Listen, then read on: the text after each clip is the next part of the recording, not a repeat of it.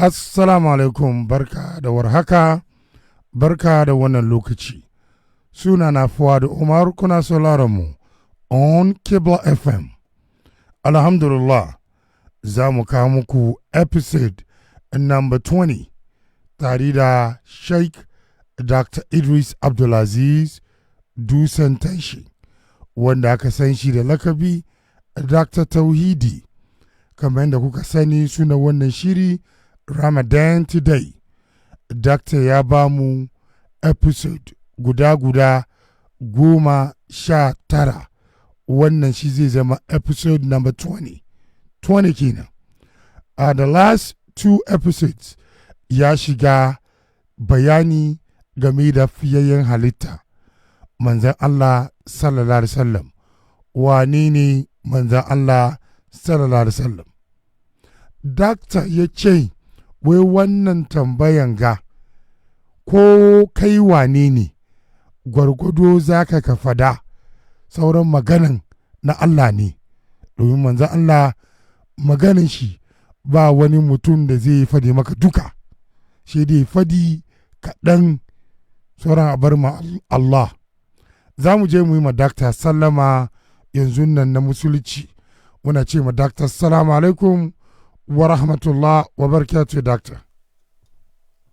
Alaikum assalam wa rahmatullah, Mr. Fuad. Dakta, muna gaida kai, muna maka fata alheri. Alhamdulillah. An sha ruwa lafiya? Alhamdulillah, Dakta. Ina maka gaisuwa da kai da yan uwa masu sauraro. Alhamdulillah, mun gode. Mun ji muryan bawan Allah Sheikh Dr. Imam Idris Abdulaziz Dusan Tanshi, aka Dr. Tauhidi. Doctor, the last two episodes, wanda aka kara na yau, zai zama 3 straight episode, ka saura kan fiyayyen halitta, annabin tsira, manzan Allah sallallahu Alaihi wasallam. Ina so zan mika maka abin magana, ka ba mu episode number 20, wane ne manzan Allah sallallahu Alaihi wasallam on Kibla FM. Bismillah, Doctor. To, a'udhu billahi minash shaitanir rajim. Bismillahir rahmanir rahim. Allahumma salli ala Muhammad wa ala ali Muhammad kama sallaita ala Ibrahim wa ala ali Ibrahim innaka Hamidum Majid. ربنا لا تزغ قلوبنا بعد إذ هديتنا وهب لنا من لدنك رحمة إنك أنت الوهاب. اللهم إنا نسألك الهدى والتقى والعفاف والغنى. اللهم إنا نسألك الهدى والتقى والعفاف والغنى. سبحانك اللهم لا علم لنا إلا ما علمتنا إنك أنت العليم الحكيم. Assalamu alaikum yan uwa masu sauraro daga duk inda suke. A yau mun yi azumi 21. Wato kenan yau muna 21 ga watan Ramadan, hijiran manzo Allah sallallahu alaihi wasallam 1445, wanda ya daidai da 31 ga watan uku miladiya shekara ta 2024. Kamar yadda malam Mr. Fuad ya gabatar cewa yau ku shine shiri na 3, duk akan manzon Allah ne sallallahu alaihi wasallam, cewa ya manzon Allah. Kuma wannan darasin mun yi shi ne saboda tarihi da muka bayar, bayani da muka yi akan abin da ya shafi khalifanci da shugabanci a musulunci, har muka yi ta bayanin khalifofin manzo Allah irin su Abubakar radiyallahu anhu, irin su Umar, Uthman, Ali da sauransu, wanda muka ga to abun ba zai cika ba sai mun taho da uban tafiya, uban gayya, shine manzon Allah sallallahu alaihi wasallam. To dalili kenan da yasa muka shigo da matsayinsa, ba wai tarihinsa ba. Tarihinsa gaskiya in muka ce za mu ɗauko shi, to ina ganin za mu yi shekara guda ma ba mu gama ba. To sai za mu ce mu faɗi matsayinsa kawai, don dai musulmi masoya manzon Allah din sallallahu alaihi wasallam su ƙara sonsa, su san kuma waye shi, su ba shi haƙƙinsa da ya cancanta a bashi, ba tare da an haɗa haƙƙoƙi guda biyu ba, don haƙƙoƙi ne guda biyu, akwai na Allah akwai na manzon Allah, to na wani bai shiga na wani. To amma waɗansu suna cuɗanyawa, su ɗauki haƙƙin Allah su je su biyo manzon Allah. To kaga wannan ba daidai ba ne. Shine amfanin wannan darasin da muka shigo da na manzon Allah ka. Amma ba don haka ba, da akan na sahabbai ɗin nan da mu tsaya, sai kawai mu shiga da mu taho da wani sabon topic, sabon wani maudu'i. To kamar yadda na faɗa, kuma kamar yadda malamai suka faɗa, duk abin da mutum zai faɗa kan manzon Allah sallallahu alaihi sai dai ya zama maimai, kuma ba zai yi kamar yadda Allah madaukakin sarki ya yi ba. Saboda haka nan yanzu za mu ci gaba. In mun so mu takaita yau, in kuma mun so mu ƙara, amma dai mu sani duk yadda za mu yi ko kwana da mu yi ba za mu iya faɗan gama da wannan matsayin ba. Yawwa. Manzo Allah sallallahu alaihi wasallama kamar da bayani ya gabata cewa annahu bu'itha ila nasi ko kuma ila thaqalaini al-ins wal jin wa ila nasi kafa. Daga cikin matsayi na manzon Allah sallallahu alaihi wasallam shi fa an aike shi ne zuwa ga waɗannan bangarori guda biyu, da mutane da aljanu. Wato shi annabi ne, shi manzo ne na mutane da aljanu. Sai sa ma aka samu suratul jinni, qad uhiya ilayya annahu sama'a nafarun min al-jinni. Wannan ta sauka akan tabbatar da cewa manzo Allah annabi ne, manzo ne na aljanu, kamar yadda manzo annabi na mutane. Mutane kama ga baki ɗaya, baƙinsu da farinsu da balarabensu ba ajaminsu, duk wannan bayani ya riga ya gabata. Daga cikin darajar manzon Allah sallallahu alaihi wasallama shine huwa alladhi yus'alu anhu al-mayyit fi qabrihi. Manzo Allah ne kawai za a tambayi duk wanda ya mutu aka sa shi a kabarinsa, to manzo Allah ne kawai za a tambaye shi, ba wani mutum ba. Man nabiyuka, waye annabinka? Amsa shine kace Muhammad sallallahu alaihi wasallam huwa nabi. Duk wani wanda mutum ya amsa bayan wannan to duka dai sha. Haka manzo Allah shi kadai ne a cikin kabari za a tambayi mutum, kuma amsan da dai bayar wanda ya zanto ya ci jaraban da aka yi masa shine ambaci manzon Allah. Amma ya ce ha bai sani ba, ha bai sani ba, to zai sha duka. Ko kuma ya ambaci wani, misali a ce ya kuskure ambaci wani waliyi ko wani shehi ko wani imami ko wani annabi daban ko wani mala'ika, to duk dukan tsiya zai ci, ba shine amsan ba, yayi felin. Saraka wani daga cikin darajar manzon Allah sallallahu alaihi wasallama, shi kadai ne za a tambayi mutum shi a tashin kiyama. Wannan kenan. Abu na gaba, annahu la yasa'u li ahadin al-khuruj an shari'atihi. Ba zai yi ma wani ya ce yana da ‘yanci ko yana da iko ya fita a cikin shari'ar manzon Allah ba, bai isa ba. Kamar yadda Khadir ya fita daga cikin shari'ar annabi Musa, ya zanto yana amfani da shari'a ba ta Musa ba, Khadir. To, zamanin manzon Allah babu wannan, ba wanda ya isa ya fita cikin shari'ar manzon Allah, dolensa ya yi aiki da shari'ar manzon Allah sallallahu alaihi wasallama. Sai sa ma manzon Allah ya ce wallahi, sai da ya rantsuwa, ya ce wallahi sai da manzo ya yi rantsuwa, ya ce la ya sama'u bi yahudiyun wala nasraniyun thumma yamutu yawma yamutu wa lam yu'min bi illa dakhala an-nar. Manzo Allah ce wallahi ina rantsuwa, duk wanda ya samu labari na, da yahude ne, kirista ne, ya mutu radda ya mutu bai imani da ni ba, manzo Allah ce wallahi sai ya shiga wuta. Ashe kenan wannan ya nuna cewa mutum bai isa ya fita cikin shari'ar manzon Allah bai ce zai zaɓi wani abu, zai zaɓi wata shari'a daban, zai zaɓi wani addini daban, babu, ba zai taɓa yiwa ba. Kamar yadda Khadir ya fita cikin shari'ar annabi Musa, ya amfani da wata shari'a ba ta Musa ba kuma a zamanin Musa. A'a, manzon Allah ba a masa haka. Manzon Allah duk wanda ya fita shari'arsa to ba zai tsira ba. Yawwa, sai sama manzala da ya ga Umar yana karanta kusurun at-taura, sai ce masa law kana Musa hayyan ma wasi'ahu illa ittiba'i, yace manzala cewa Umar radiyallahu anhu yace yau da Musa yana da rai ba abin da zai yalwace shi sai dai bi ni kawai. Ka duba annabi Musa, annabin Allah ne, manzon Allah ne. Kai annabi Isa law nazala Isa alaihi salatu wassalam fi akhir zamani fa innahu ya'malu da shari'atihi sallallahu alaihi wasallam. Annabi Isa ma in ya sauka a ƙarshen zamani da shari'an annabi Muhammadu zai ba da tasa ba. Duk wannan yana nuna matsayin manzon Allah ne sallallahu alaihi wasallam a cikin wannan al'umma ta ƙarshen zamani. Yana nuna matsayin manzon Allah sallallahu alaihi wasallam. Ba wanda ya isa ya zama wa manzon Allah kishiya ya ce zai yi wani addini ba na manzon Allah ba, to falan yuqbala minhu.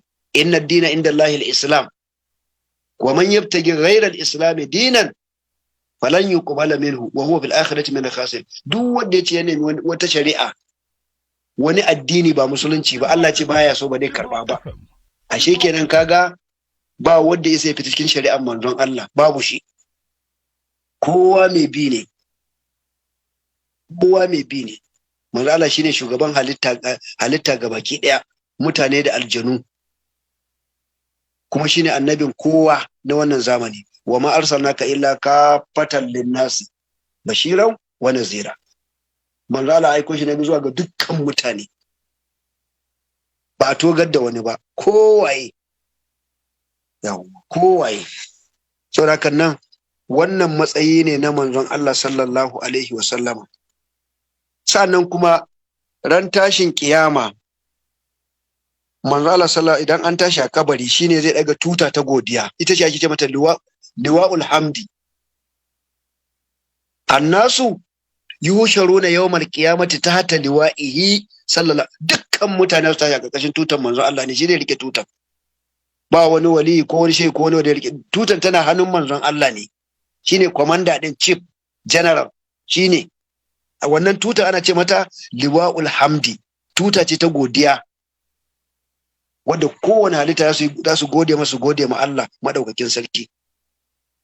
Yawwa, to kaga wannan yana nuna daraja da matsayi na manzon Allah sallallahu alaihi wasallama.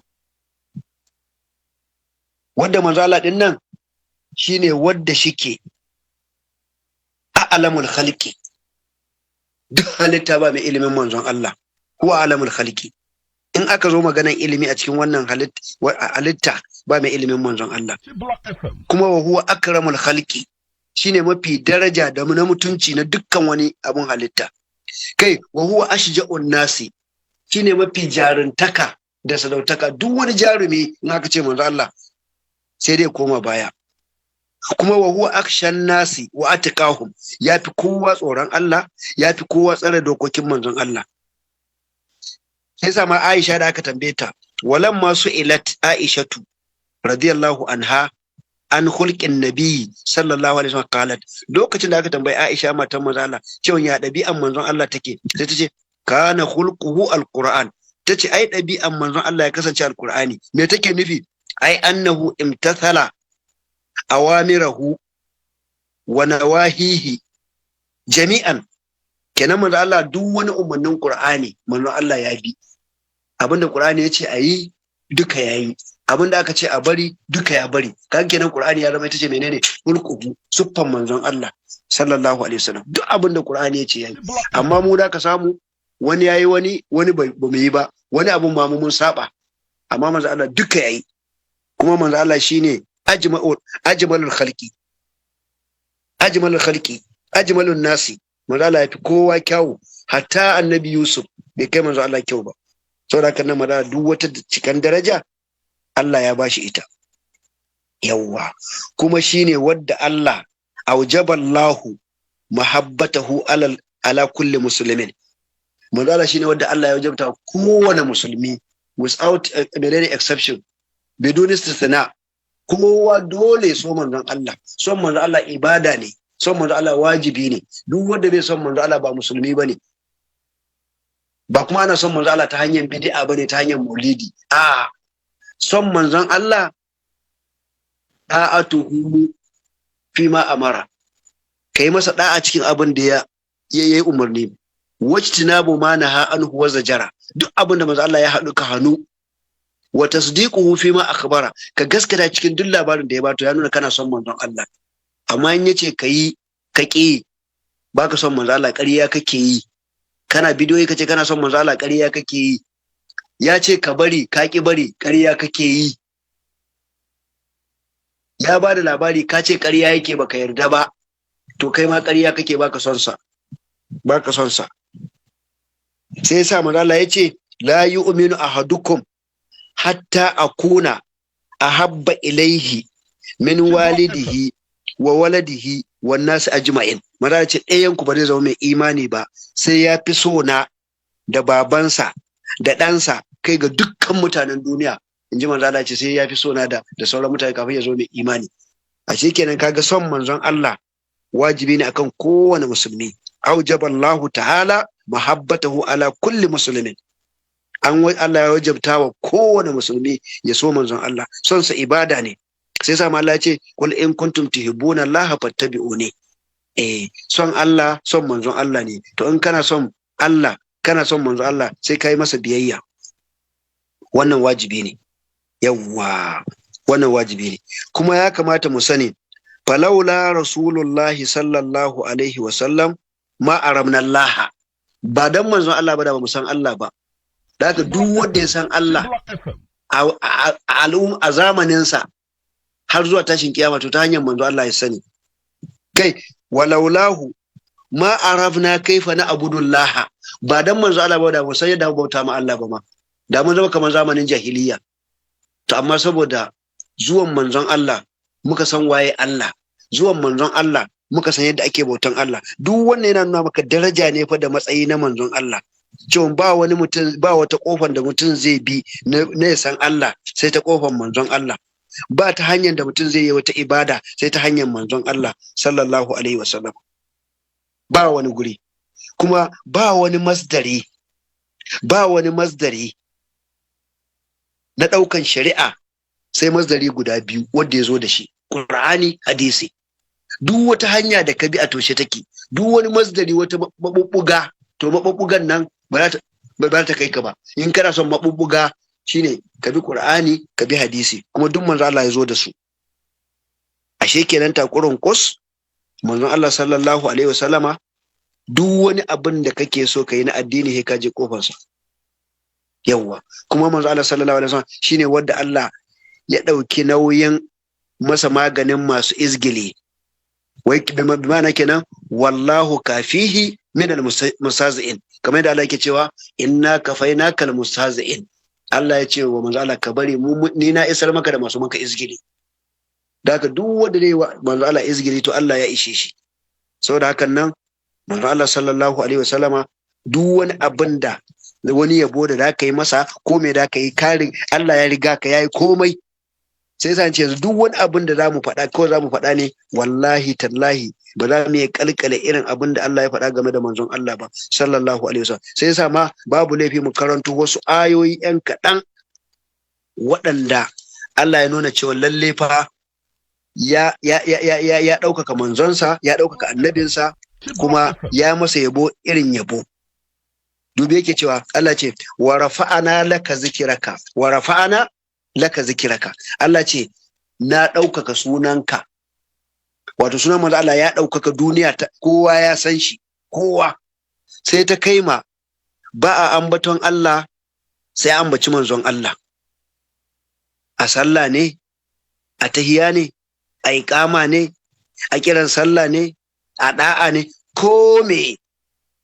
Wa rafa'ana laka zikiraka.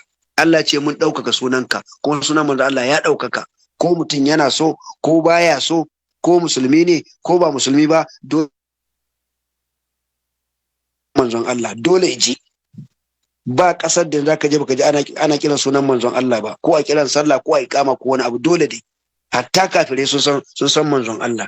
To ai kaga Allah yayi gaskiya. Haka nan manzo Allah an ɗaukaka shi a duniya da lahira. Duniya da lahira. A lahira ma shi da rika ambata. Allah ya ce la uzkaru illa zikirta ma'i. Allah ya ce ba da ambace ni ba, face an ambace ka tare da ni, a hadisul kudusi. Allah ya bada shi da manzo Allah ya ce ma dalla sahibukum wa ma gawa. Allah ce ma'abocin kwato manzo Allah kenan ba fa bacecce bane, bai kuma ƙetare iyaka ba. To kaga wannan shaida ne daga wurin Allah. Su mutanen Makka suna ganin manzo Allah bacecce, suna ganin ya bar hanya. A'a, Allah ya ba su amsa ya ce ma dalla sahibukum wa ma gawa. Bai bace ba, bai kuma bar hanya ba, yana kan shari'a, yana kan daidai, in ji Allah. To ai kaga Allah da kansa ya ce masa manzo Allah yana kan shari'a, yana kan daidai, ai an gama.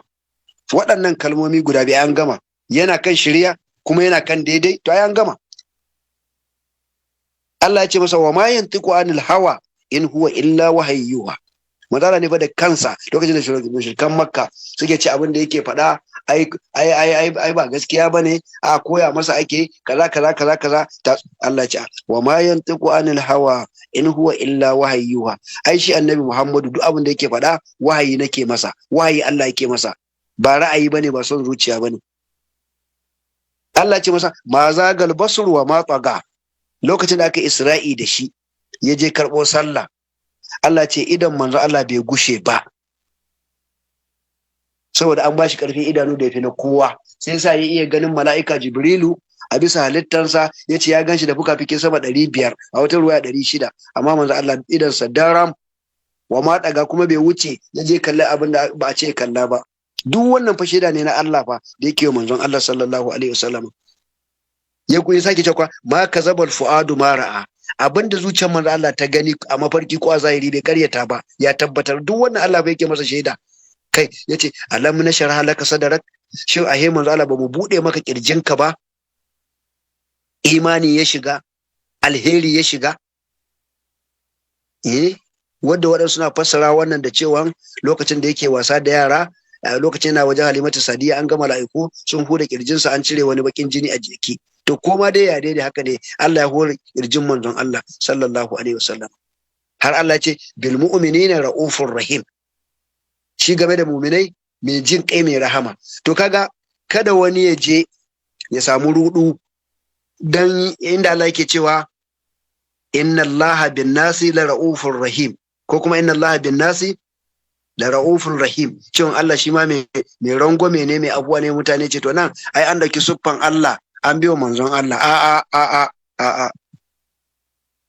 Shi ra'afa ta manzon Allah, ra'uf nasa, rahama tasa, ma al'ummarsa ce yake zama ra'ufur rahim. Bil mu'minina aka ce, bil mu'minina mu'minai, amma shi Allah rahamarsa ga dukkan duniya ne, har kafirai. Sai sa ke ba su arziki, yake ba su dukiya, yake ba su lafiya. Don haka akwai bambanci. Haka laisa ka mislihi shay'un wa huwa samiu. Allah ba abu mai kama da shi. Dan suna ya ɗaya, hakika ba ɗaya ba tai. Suna abu zai zama daidai, amma hakika ba ɗaya bane. Sauro yana da kafa, kafarsa ɗaya ne da na giwa. Kiyashi yana da kafa, kafarsa ɗaya ne da na giwa. Kiyashi na da idanu, idanunsa ɗaya ne da naka. Saboda haka dan suna abu ya zama daidai, ba dai lalle ne hakika ta zama daidai ba. Da haka kada dan kaji an ce manzon Allah Qur'ani ra'ufur rahim, kuma Allah ma ce inna Allah bin nas ra'uf, kace an dauki suffan Allah. A'a, babu wannan. Yawwa, azizun alaihi ma anittum.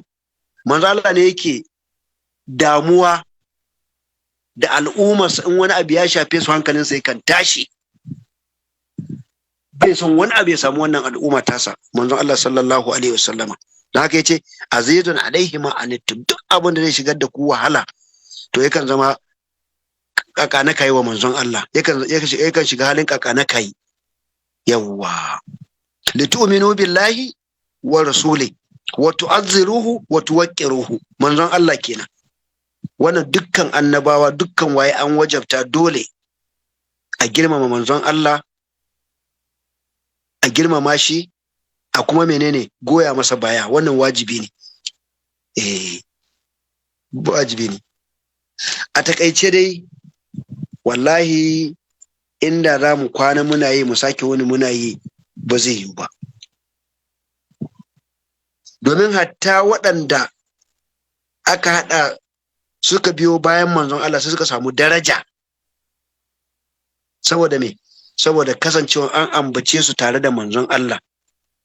Domin da Allah ke cewa wa man yuti'ir rasul wa man yuti'ir laha wa man yuti'ir laha war rasula fa ulaika ma alladhina an'ama Allahu alaihim minan nabiyina was-siddiqina wash-shuhada'i was-salihina. Allah ce kai wa hasuna ulaika rafiqa. Aka jero waɗannan siddiƙai, annabawa, siddiƙai, shahidai, salihina. Allah ce hasuna ula'ika rafiqa, waɗannan sun isa zama su zama abokayyan tarayya. Duk wannan fa saboda darajar ne manzon Allah sallallahu alaihi wasallama. To Allah ya sa manzon Allah ya zama rafiq din mu, abokin zaman mu aljanna.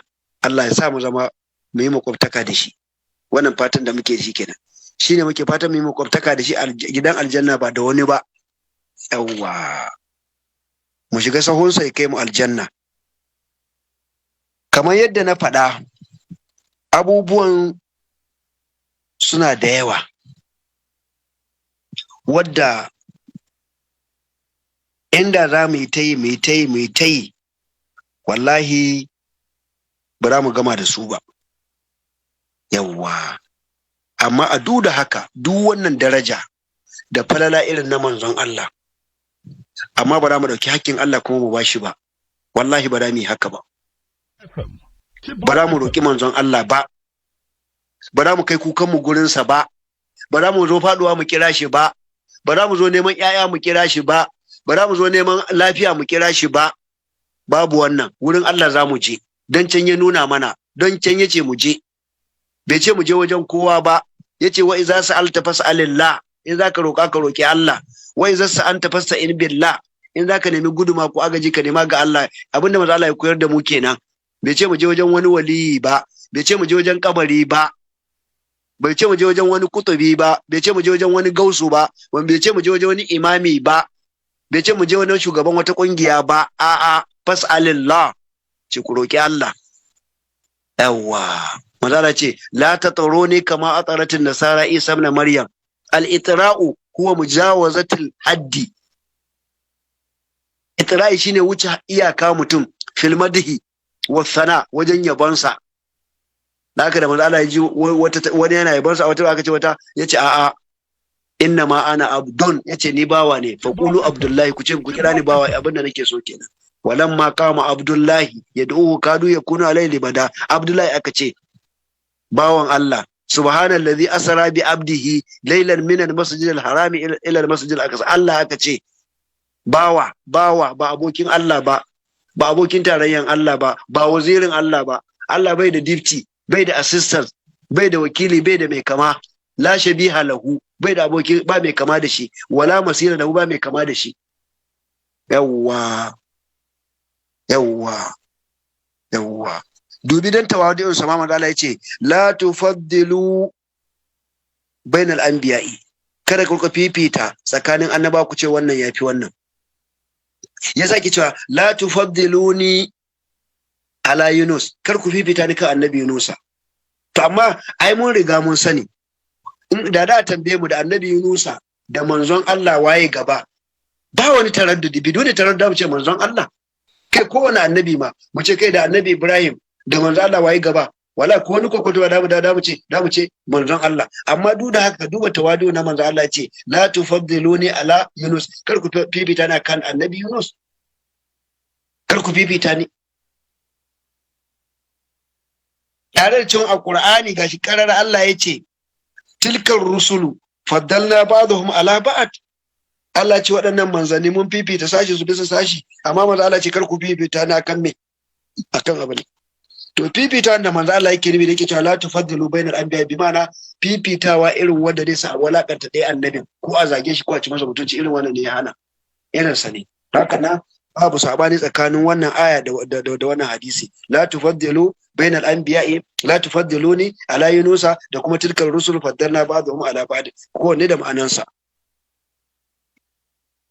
Yawwa, manzon Allah sallallahu alaihi wasallama shine Allah ya rantsuwa yace mutane ba za su yi imani ba sai sun yarda manzon Allah shine alƙali kawai, ba wani alƙali sai shi.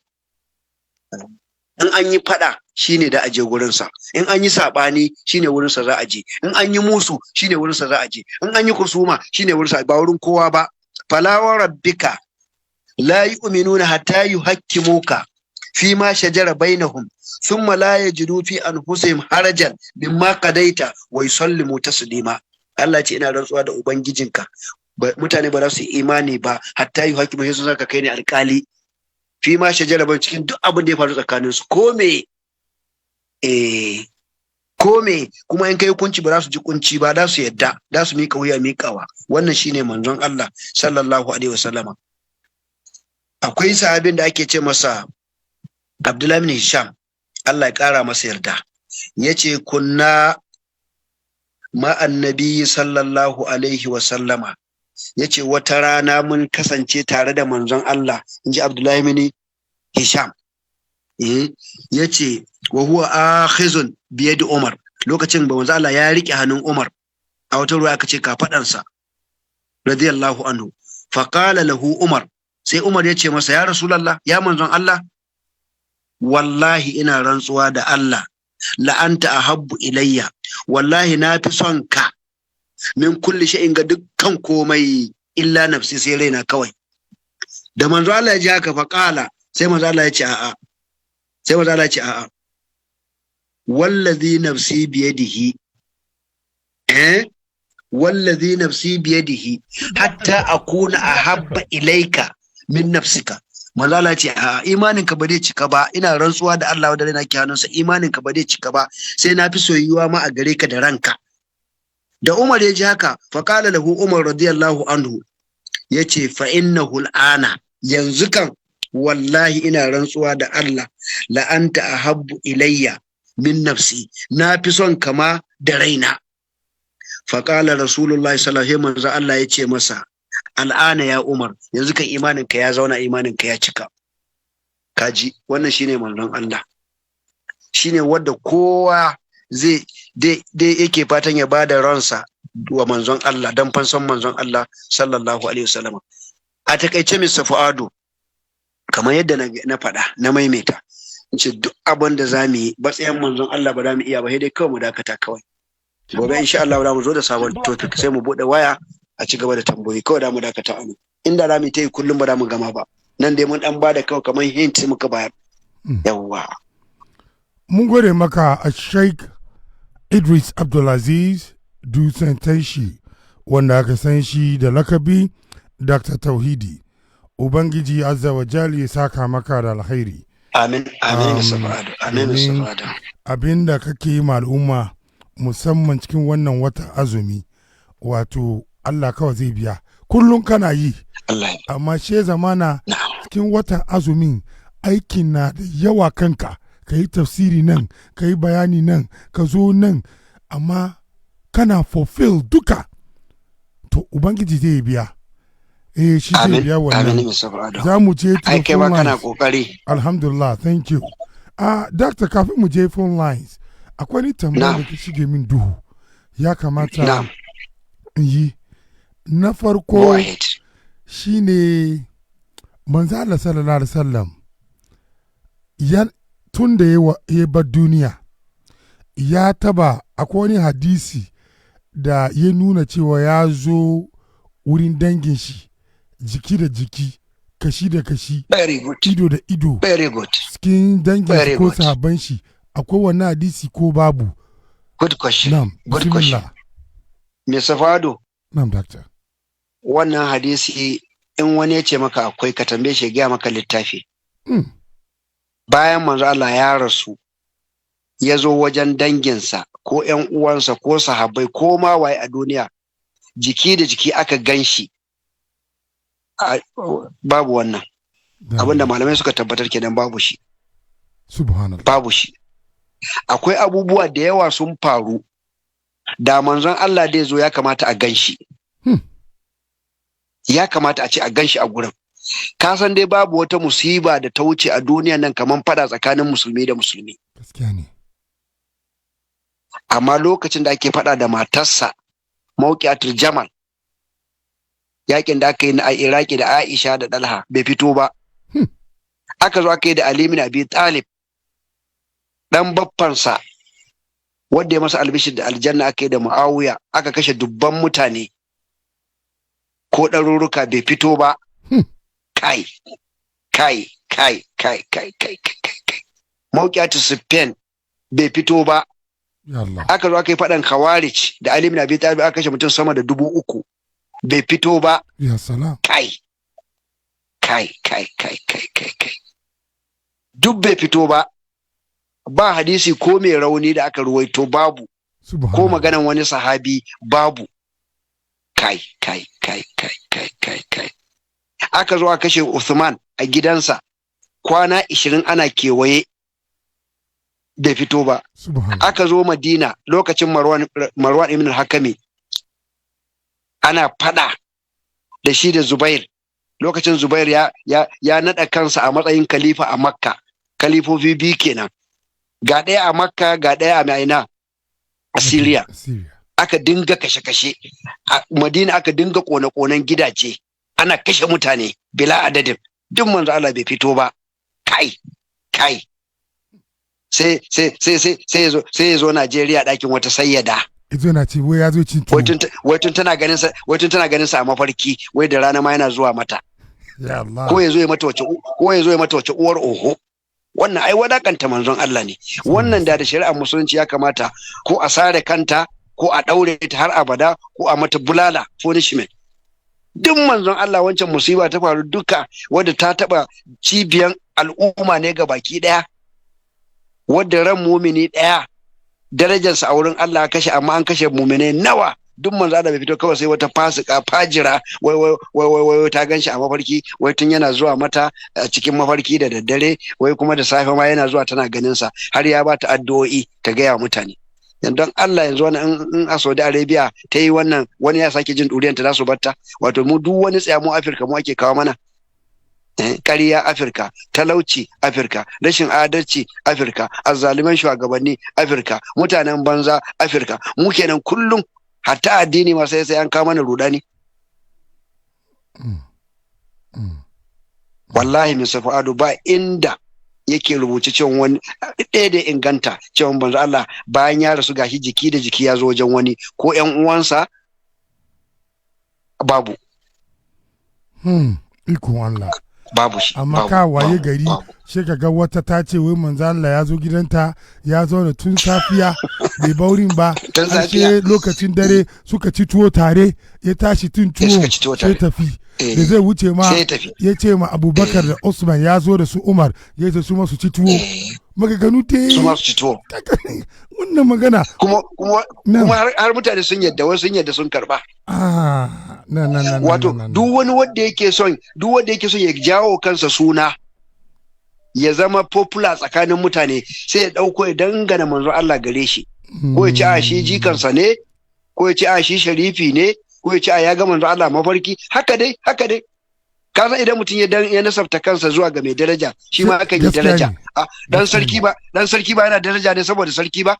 In babu sarki ai dan sarki ba da daraja ba. To wai mutane suna so su yi daraja, sai su yi ƙarya su dangana kansu zuwa ga manzon Allah. Tunda an san mutane suna son manzon Allah, tunda mu a wurin mu ba wanda yake manzon Allah daraja, to duk wanda yake da nasaba da shi kaga yana da daraja, to sai mutane su dinga ƙarya suna nasabta manzon Allah ƙarya.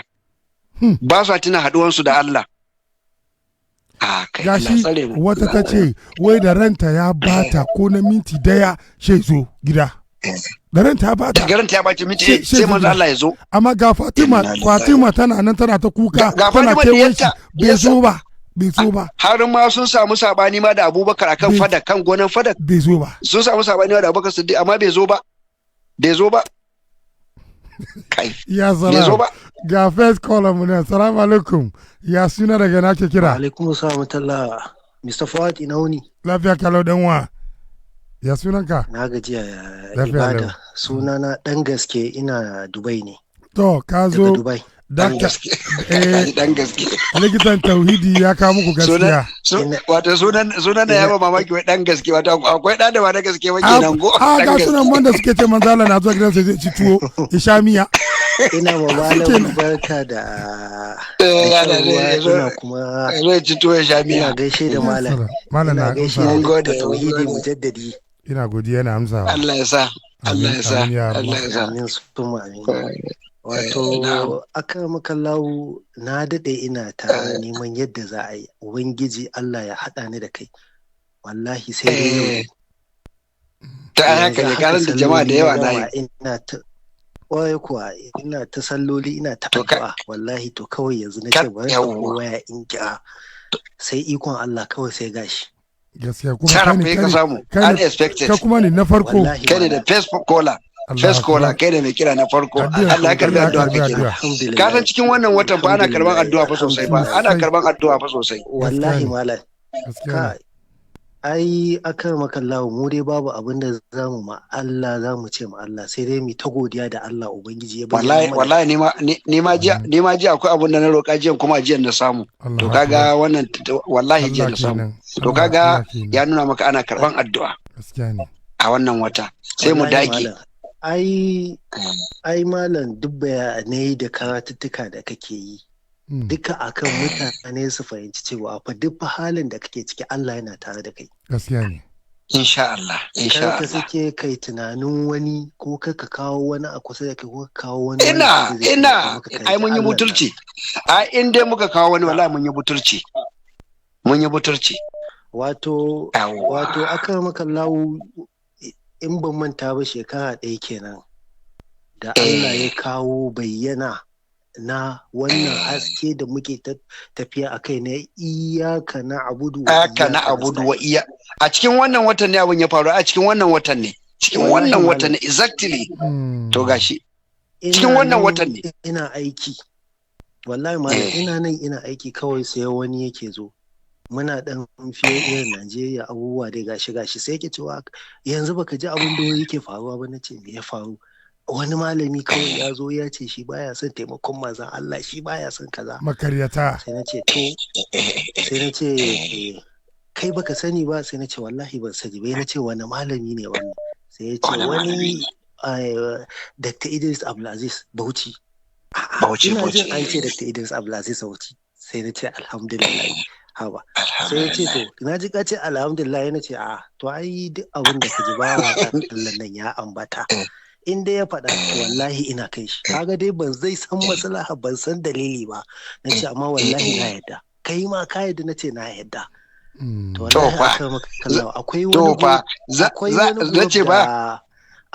za a yi ta Abubakar kenan da manzon Allah lokacin da ya Isra'i da Mi'raji sai aka zo aka ce masa mutumin kafa ga abin da ya faɗa ka yarda yace na yarda yace in yafi haka ma zan yarda in dai Muhammadu ne me yasa saboda ya san gaskiyarsa ya san ba zai faɗa bisa son zuciya ba yace in dai manzon Allah ne ya faɗa to ni na yarda ka gani haka ne ai sanin mutum yakan saka ba da shaida ai ni ko ni ma na yarda ko ni ma farkon jin maganan nan wallahi alazim cikin zuciya na san karya ne na san karya ne Allahu akbar na san karya ne wallahi malam wallahi aka maka lawo tunda na tashi a gidan mahaifina babu abin da yake koya mana mu bauta wa Allah ne karatu safe da rana dare kullun cikin karatu muke amma tsakanina da Allah malam ina wajen shekara 30 yanzu da wani abu wallahi ban ƙara fahimtar suratul Fatiha ba sai akan wannan wallahi karatun naka kagan ko a magana ne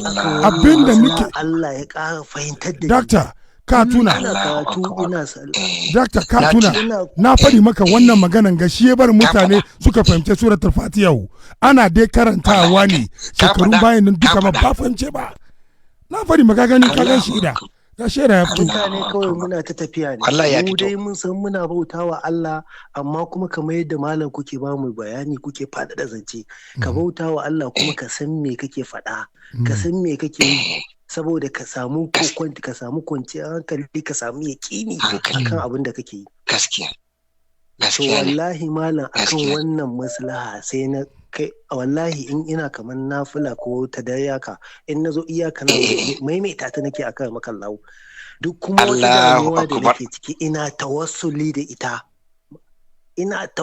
da ita ya Allah ina tawassuli da fadar ka iyaka na abudu iyaka nasta'in wallahi ka san wani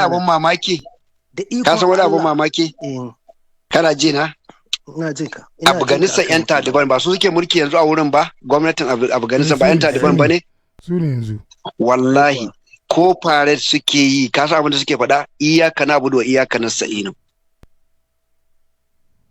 Duk wani tsarin sojojinsu in za a tafi wurin yaƙi iyaka na budo iyaka na sa'inu, in za a yi parade iyaka na budo iyaka na sa'inu, in an gaisa iyaka na budo iyaka na sa'inu. Duk wani kawai Allah kai kaɗai muke bauta, kai kaɗai muke neman taimako. Ka duba taimakon Allah yau tafi ƙarfin Amerika. Dole Amerika ta fita Afghanistan ba shiri ba komai, shekara 25 ta yi a wurin, ta yi asarar dukiya, ta yi asarar makami, ta yi asarar rai, kuma ta zo ta fita din ta bar wa talibai din. Me ya kawo haka? Iyaka na budo iyaka nasta'in. Fataliban in aka kwatanta su da Amerika me suke da shi? Me suke da shi? Ya aka suka koyi Rasha ma? Ya aka suka koyi Rasha ma? Wallahi Allah ne. Allah ne kawai, karfin Allah ne. Wallahi Allah. Duk wanda ya rike wallahi malam, duk wanda ya rike Allah ya gama masa. Soviet Union. Na ce maka ai na baka misali physically ka gani ya za a yi Taliban su gagari Rasha, su gagari Amerika, wanda su ne super powers na duniya. Duk wani makami mugun makami ba da su mallaka ba, amma haka suka bar mutanen nan kamar mayu. Haka ga wannan sai karfa mana imani mu san kawai ka dogara ga Allah ka huta. Gaskiya ne, dan wa mun gode maka da kira. Kawai ka huta. Za mu doko another one. Doctor kaga shaida ya fito ko? Kaga ya fito, ka faɗa. Kai ka faɗa. Suratul Fatiha. Kace mutane da yawa ba su fahimci wannan Fatiha ba sai da wannan matsala ta taso. Sai da wannan matsala ta taso. Wasu saboda wato wani lissafi na selfishness ba su fadi, amma kaga shi wannan ya fadi gaskiya. Domin ana karanta abin na ba fahimce ba. Kuma yace babansa yace tun tashinsa babansa kulle kan karantar da su. Shi ne. Abubuwa. Shi ne. Amma kage bai fahimta ba sai da wannan matsala ta taso. Gaskiya maganan kenan, duba ka ga wani na yanzu nan yana gadama wai iyaka na buro iyaka ne har yanzu yana gadama wai Allah ne da manzo Allah rabi sai na ce Allah bai baka tuwo ya ce ka je ka nemi miyan wani wuri, yana baka tuwo da miya ne, bai baka rabi ne, baka tuwo ce ka je ka nemo miyan wani wuri sam in ya baka tuwo shi ke baka miya, iyaka na budu wa iyaka nasta'in, shi kenan kujeran shi kawai ke kan kujeran nan ba rabawa. Kai ka ce Allah ya zauna kan kujeran rabi, ya bar mawa rabi zai zauna wurin nan. Ai bar mara ki. Wannan maganganu ga Allah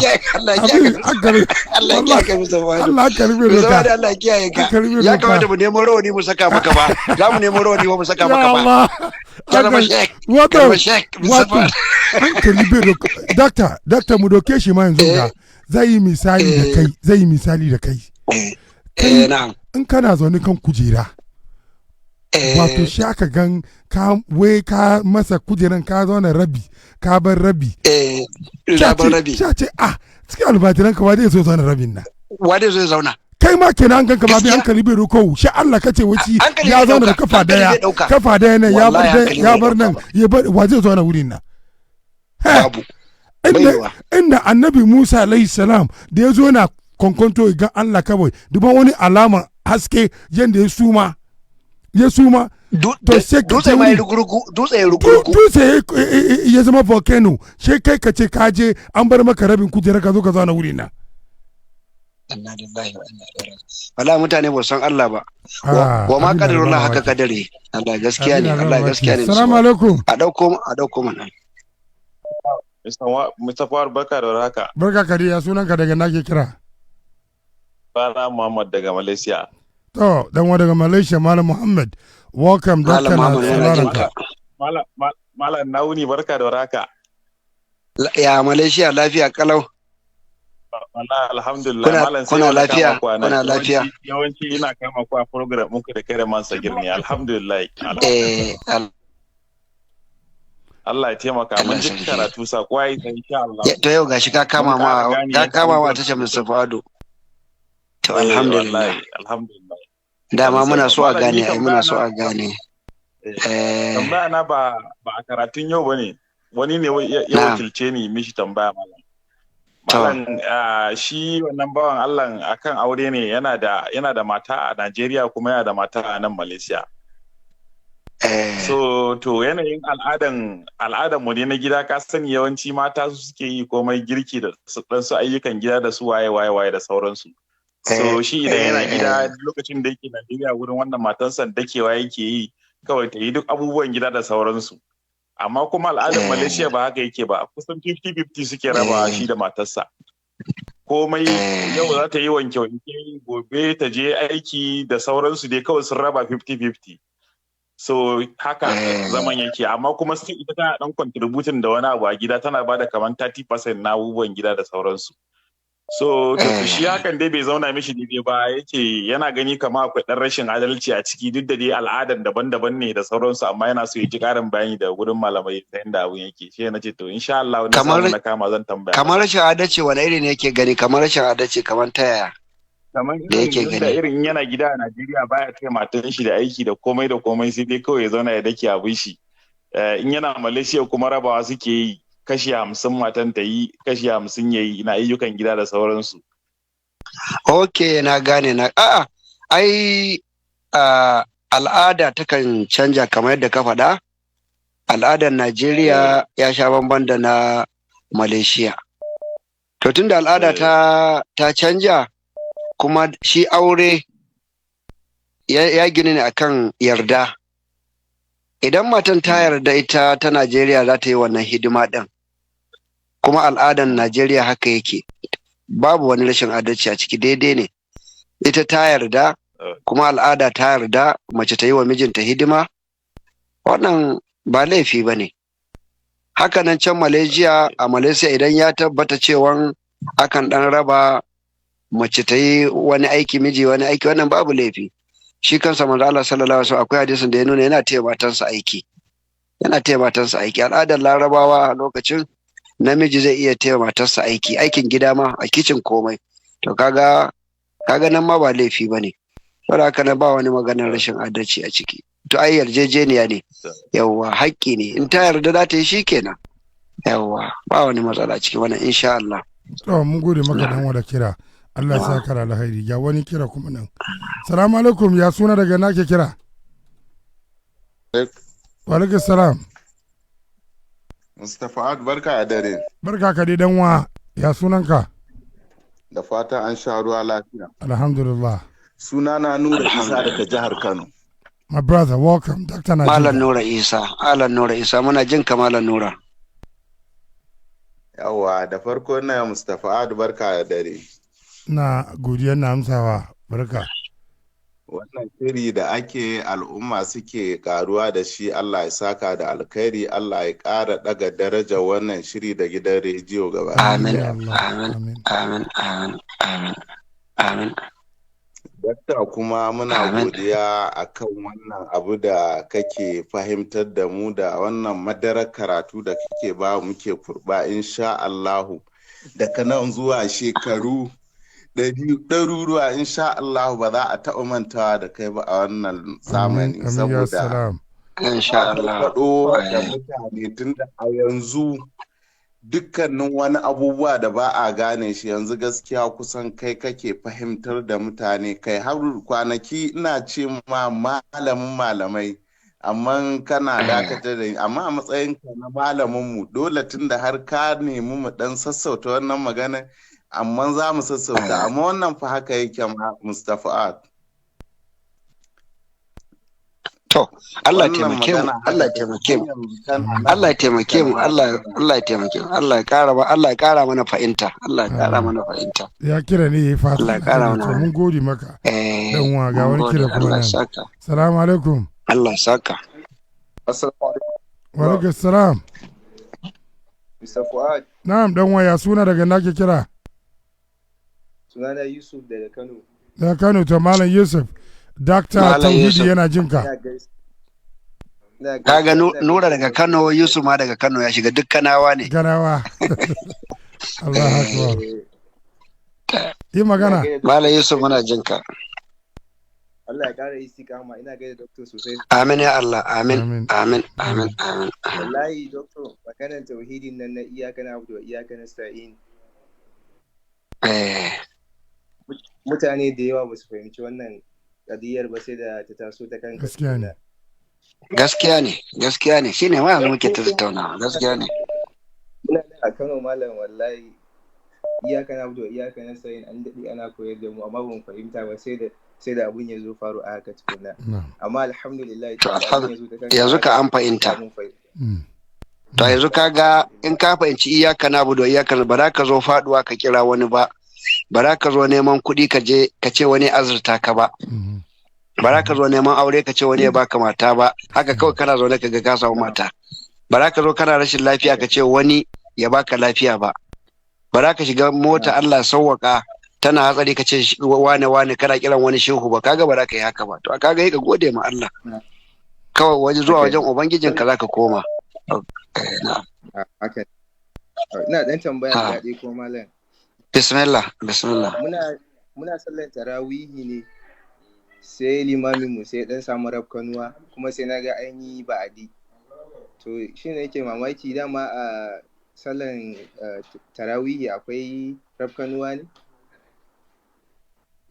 To ba wai tarawihi ba nafila kace sallar nafila kawai tunda tarawihin nafila kace shin sallar nafila ana rafkanuwa ana rafkanuwa amma rafkanuwan wanne ne hatta a farilla akwai rafkanuwan da ba a sujjada kwata-kwata shi ma nafila akwai rafkanuwan da ba a sujjada akwai kuma wanda ake sujjada a nafilan akwai kuma da ake sujjada a farilla ya dangana wani irin rafkanuwa ne. Yanzu misali a sallar nafila in ana bayyanawa sai ka zo ka ɓoye kaga wannan ba wani sujjadan da za ka yi yawa yanzu misali a sallar nafila idan mutum ya karanta fatiha dai karanta sura to sai mutum ya karanta fatiha bai karanta sura ba wani sujjadan da zai yi amma kaga inda na farilla ne misali azhar ko la'asar sai mutum ya karanta fatiha bai sura ba zai yi sujjada na kabli saboda ya rage tsayuwa domin fatiha domin karanta ta ya bar sunna bi kuma ta batta ana yin sujjada haka ne ya dangana da abin da shi limamin ya bari na'am mun gode maka thank you Dr. kaga akwai wasu yan wayen da suke Italy cikin Europe da yawansu sun tashi ana karanta da su suratul fatiha ba su san ma na iyaka na budo iyaka na sta'in ba shi yasa da ka zo kana wannan bayani sai mutum na cikin abinda bature ke kiran wai yana cikin in denial ka gane ko yana gan kamar da girman shingance bai fahimci wani abu gaba to shi na ma shi wuya ya ce yanzu ya gane amma abin da ke cikin ne doctor ka ce alhamdulillah ka gode ma Allah abin da yasa na ce ka ce alhamdulillah inda ba don Allah ya jarabce ka ba da waɗanda suka fahimci wannan abin ga duka suna cikin duhun nawo wallahi haka mana domin gaci suna faɗiwa wai wannan jarabtan da ya zo shi Allah ya jawo hankalinsu suka fahimci iyaka na abudu wai iyaka na sta'in bi ma'ana ka sadakar da kanka kenan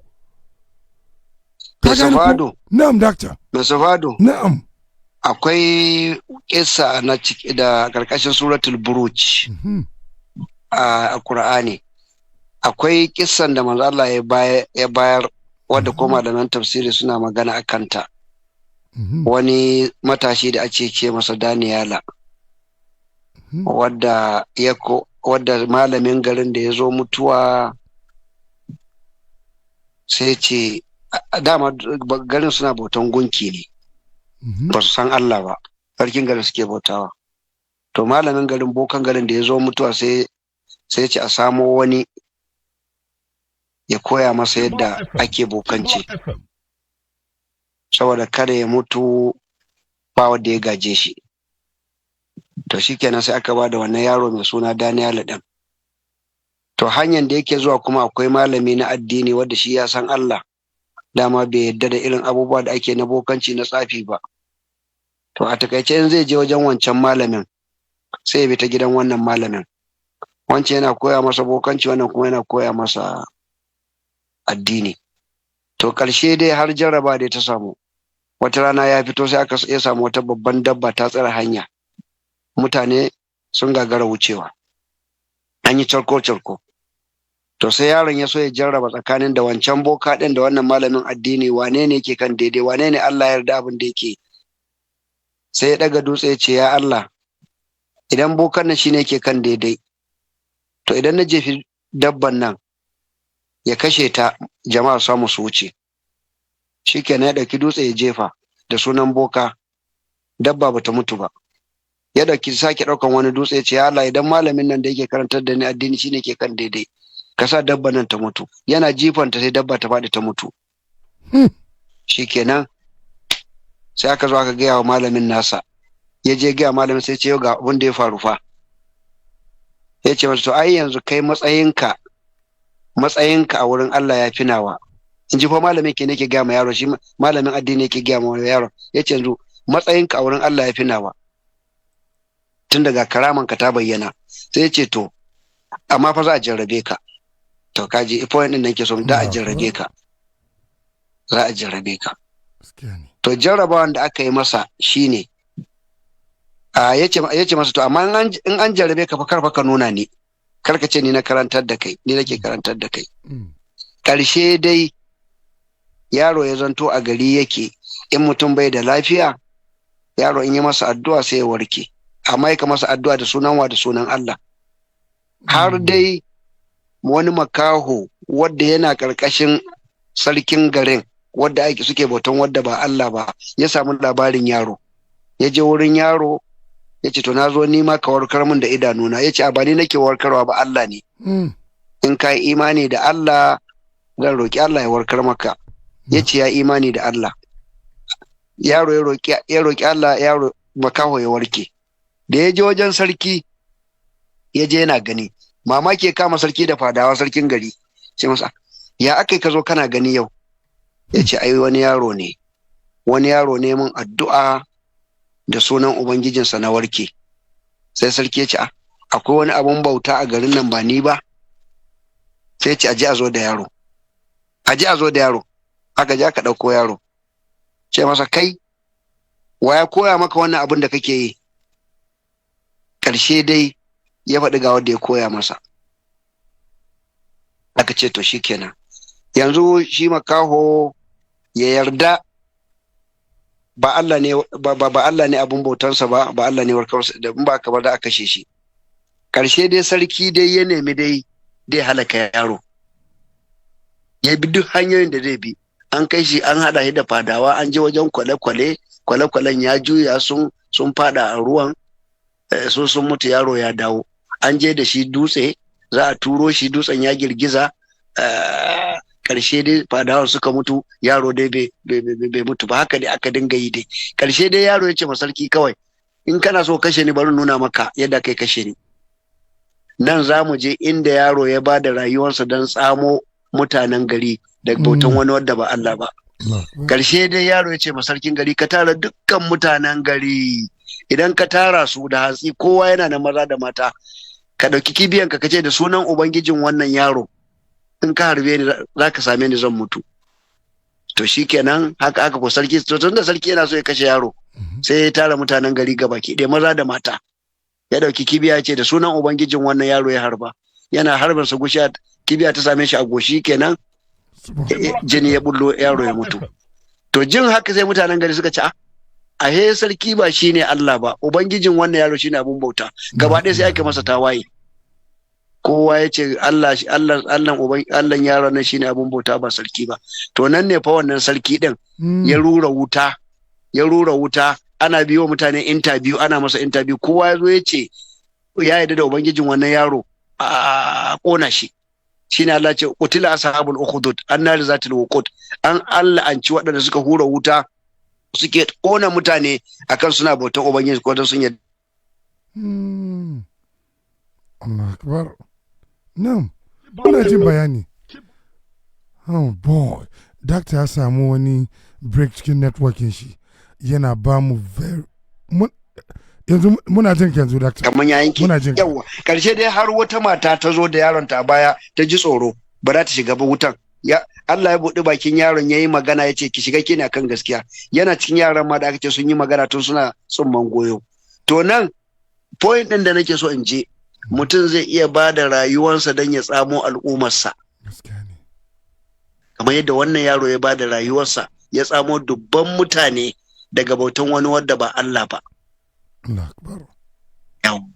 Kaga annabawa, na'am, ina jin ka, go ahead. Ina ce kai kanka example ne,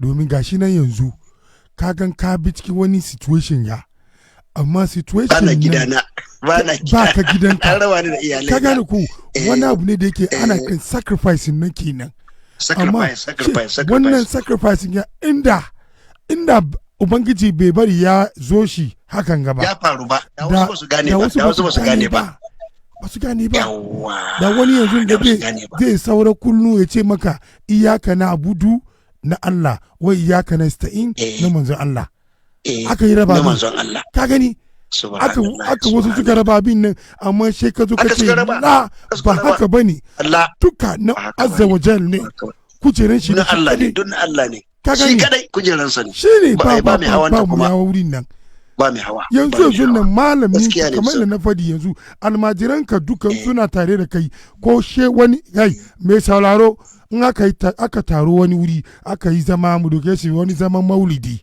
she aka aje kujera babban kujera babban shehu na kalubalace ka je ka ce ma shehu masa gefen zauna rabi ka duba ko baka shan mari ba da yi ba to na Allah zaka zo ka ce wa raba aba wani na Allah zaka dora masa wani akan kujeran sa shehun ka ce baka da kunya sun yi tarayya wallahi good example na shehun ka za ma da gauna ce baka da kunya mutun ya sha duka ka sha duka ce baka da kunya to ina wanda ya halitta kuma to kuma ina wanda ya halitta Allah kuma ina sa ne ya Allah salamu alaikum Allah ya taimake ya sunan assalam Mr. Fuad na'am dan wa daga nake kira ya sunan ka Muhammad ne daga Malaysia ya kara dawowa da ban samu na yi tambaya na biyu ba to sai kai tambaya domin lokaci akwai mutane da yawa mi ka tambaya malam tambaya na shine ya halatta mace ta ce sadakinta shine agreement na kar a mata kishiya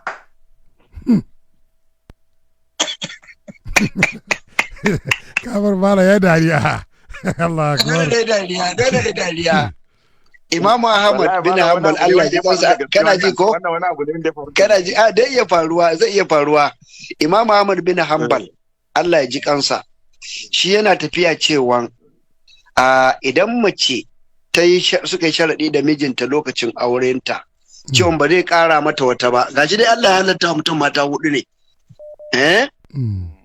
Allah ya halatta wa musulmi auri mata hudu ana ji na kamar ya yanke ne muna jin ka muna nan tare da kai Allah ya halatta wa mutum fanki huma dabalakum minan nisa'i masana wa thulatha wa ruba ba mata hudu aka halatta mutum ba to amma da ya zo dai auri matarsa ta farko sai suka yi sharaɗi da ita ta ce ita ba ta yadda ya ƙara mata wata ba in ya yadda za su yi aure in ba su yadda ba ya sama mata lafiya je auri wata ita ba ta zama kishiya ba a wajen Imam Ahmad idan ya yarda in ya yarda haka to dole ya cika alkawari in kuma ya saba to sai alkali zai iya raba su dan almuslimuna ala shurutihim shi ya yarda in shi ya yarda da wannan shi kenan shi ya sani da haka dai iya wannan sharadi din ka gane waye kake daga Malaysia yawwa shi hakkin sa ne ya sayar shi kenan Muhammad hakkin sa ne ya sayar shi kenan hakkin sa ne da shari'a ta bashi a wurin mata 2 3 4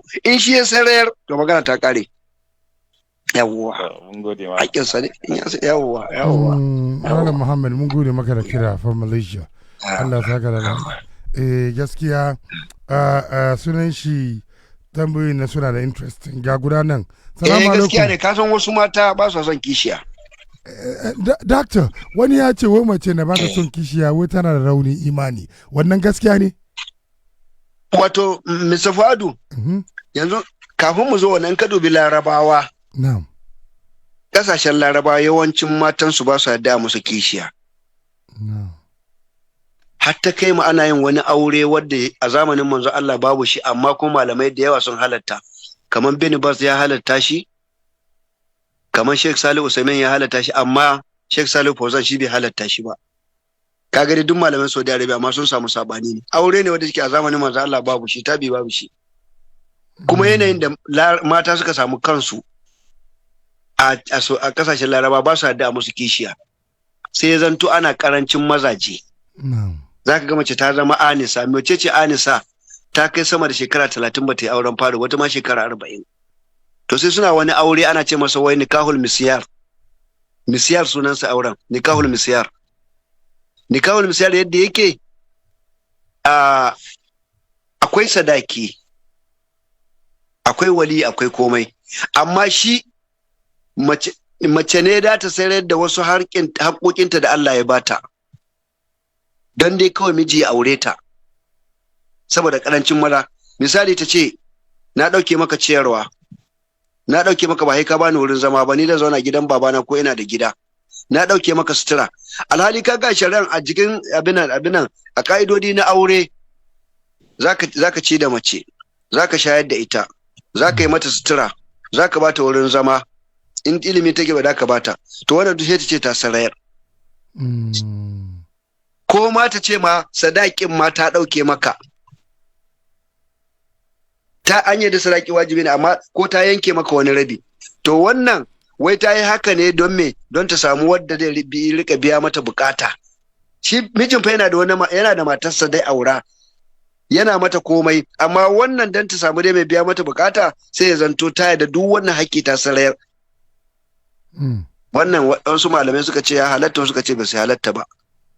Kaga yanayi ne da suka samu a kasashen Larabawa, zaka ga mutum kowa mata ɗaya, to ga mata da yawa yanzu waɗanda ba su da mazaje, kuma kowa ya sani a duniya waɗanda suka fi mutuwa su ne mazaje, saboda me? Su ne suke yawan fita harkoki, in ana yaƙi su ne, in ana tafiya neman kasuwanci su ne, kasan yawan gwargwadon yawan ka gwargwadon yawan shiga hatsarinka. Badi na gajiya kuma da sauri.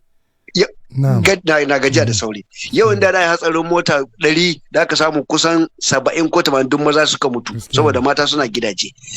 Sakamakon haka sai zanto maza sun fi yawa, kuma su kuma yawanci mata ɗaya mutum yake aura. To wannan shine ya kawo ake wannan nikahul misyar din, wanda malamai suka yi sabani akan, suka ce ya halatta, suka ce bai halatta ba a kansa. Saboda nan abu ne wanda ke ginuwa bisa yarjejeniya. In mutum ya ga zai sarar da haƙƙinsa ko ita mata za ta sayar da haƙƙinta, su yake sai a yi sulhu. Ai manzo Allah sun yi sulhu da Sauda. Wani sulhu suka yi? Ta ce wato abu ne ya faru, ta ɓata wa manzon Allah rai, sai ta gade sake ta. Matan manzo Allah Sauda. Da ta gade sake ta ce su yi sulhu, sai suka yi sulhu. Me sulhu da suka yi? Ta ce ita kwananta ta ɗauke kwananta ma ya daina kwana a wurinta, ta bai ma Aisha. Sai zanto manzo Allah in ya zo matansa in ya ba su kwana ɗaya, to Aisha kwana 2 ake bata, da nata da na Sauda. Har Qur'ani ya tabbatar cewa babu laifi idan mace da namiji sun yi sulhu. To ana irin wannan sulhu kuma dole ne wani ne da bar haƙƙinsa. Haka mutum zai bar haƙƙinsa, ko matan ko namiji, tunda sulhu ne. So gaskiyar magana wannan nikahul misyar din akwai sabanin malamai akan, so sun halatta su halatta ba. Amma waɗanda suka halatta da suka ce bisa da rura da macen ta zauna dai ba miji, to gara dai in yi sata ta sarar da haƙƙinta, ta ce ta ɗauke masa ci, ta ɗauke masa sha, ta ɗauke masa tura, ita dai kawai rika zuwa wani lokaci yana kwana. Suka ce ya halatta irin wannan.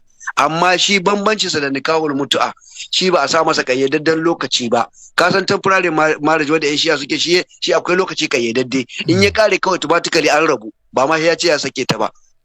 Shi kuma a wancan da kawo mutuwa kaga babu gado, kuma wani akwai gado. Shi kawai bambancinsa wannan kawai shine wani haƙƙin ta ta sayar, amma komai na aure yana nan. An gane bambancin, to akwai sabanin malamai akai. Yawwa, wasu ce halatta, wasu ce bai halatta ba. Na'am. Shi guda ake kira azzawaj bi niyyat talaq nan, ko daban ne? Yawwa azzawaj bi niyyat talaq shine yawwa. Wai wannan aure na yaudara ne. Na yaudara kenan. Yawwa, na yaudara. Amma kai ba ka rana wannan ba kenan ko daka? Ni ba yadda da aure da niyyar a yi saki ba, ni ba yadda ba. American ga. Aure da niyyar a zauna. A niyyar aure a niyyar a zauna permanently. In sabani ya zo kuma ba da sani ba aka rabu, wannan kuma dama shine hal, shine dama ainihin mafita kawai. Idan fitina ta yi fitina an ki zama, to sai a rabu. Amma dai ba da yi aure da niyyar a rabu ba. Yawwa. Masha Allah. Assalamu alaikum. Wa alaikum salam. Safat. Na'am, dan waya sunanka, daga na ke kira? Sunana Abu Juwairiya, ina kira daga Gombe. To, dan wayi magana. Abu Juwairiya. Daga Gombe. Dakta, ni ɗalibinka ne, ni abokin Man Salis ne, ɗalibinka wanda yake Jordan. Ok, wanda yake Jordan, na gane, na'am. Yawwa to ni abokinsa ne sosai a wajen shi na san ka ya kai shekara. Oh, wow. At Allah sarki. Wai. Allah sarki. Long time. Na zauna a Bauchi na yi bakas. Bakas yanzu ta zama ta tare polytechnic. Ta tayi daga bakas. Ta koma ta tare polytechnic, an canja mata suna, an canja mata guri ma. Ta koma can hanyar Jos. Yawa. Yes. Yawa to haka ne. Yawa to lokacin magana. Yi magana daga Gombe. Ina jin ko ba ta tarbi, ina jin atap ta koma atap ta koma ta koma a can hanyar can dama tana can wuntin dada ne. Wuntin dada, yes, of course. Hanyar Jose haka ne, yes. Yau wato. Ina mana jinka. Abinda zan faɗa. Ina maka kyakkyawan fata Allah ta'ala ya haɗa ni da kaya gidan aljanna. Amin ya Allah. Amin ya Allah. Amin. Wato lokacin abinda na faɗa cewa da Allah madaukakin sarki ya halicci Fir'auna sai ya halicci Annabi Musa wanda zai yi maganin sa. To ina ganin dakta ni abinda zan faɗa da Allah ta'ala ya kawo rasul jarima a Bauchi, to sai ya kawo wanda zai yi maganinsa. Don in ba dan ce akwai irin dakta a Bauchi ba, da Bauchi za ta zamanto santa na bidiya a Najeriya.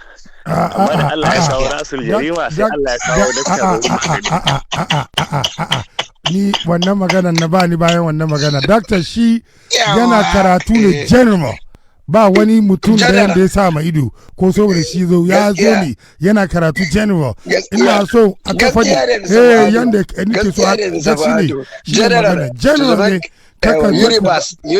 Exactly. Dan wa gyara maganar ka haka ya kamata kuna aje maganar nan. Wa ma arsalnaka illa ka fatan linnasi. Yawwa ga dukkan mutane. Shi ne. Yawwa. Kaga inda wazi inda ya shafe ka ma ba da niyan ka zaka zauna za yi ba. Ka gani? Gaskiya. Inda ya shafe ka shine. Wato tsumagiyan kan hanya ne Mr. Fado. Fadi yaro fadi babba ba ta bar kowa ba, tsumagiyan kan hanya. Haka nan in aka haje shaka nan dakta ka gan kowa na bude kunni ya ji tension na zuwa kuma low. Ko gaskiya. Shi yasa gaskiya uslubin nakan ma yayi mini, in akwai abun da ya fi shi zafi ma to ai mana wannan uslubin kawai da yawa kace uslubi yayi maka yawa na so abin da ya fi zafi amma akwai mutane da yawa da su uslubin bai musu ba, so suna ganin cewa an yi zafi. Yawa wallahi amma na ce ba Mr. Fadu. Na'am doctor. Wallahi na ga wani malami yana tafsiri yau aka turo min shi, ba na son ambaci sunansa. Sai na je na cewa ko Allah ma, wallahi yau dinnan na ji shi ko Allah ma. Wallahi na ce tofa ga wani usulubi kuma na ce ashe kowa yakan yi zafi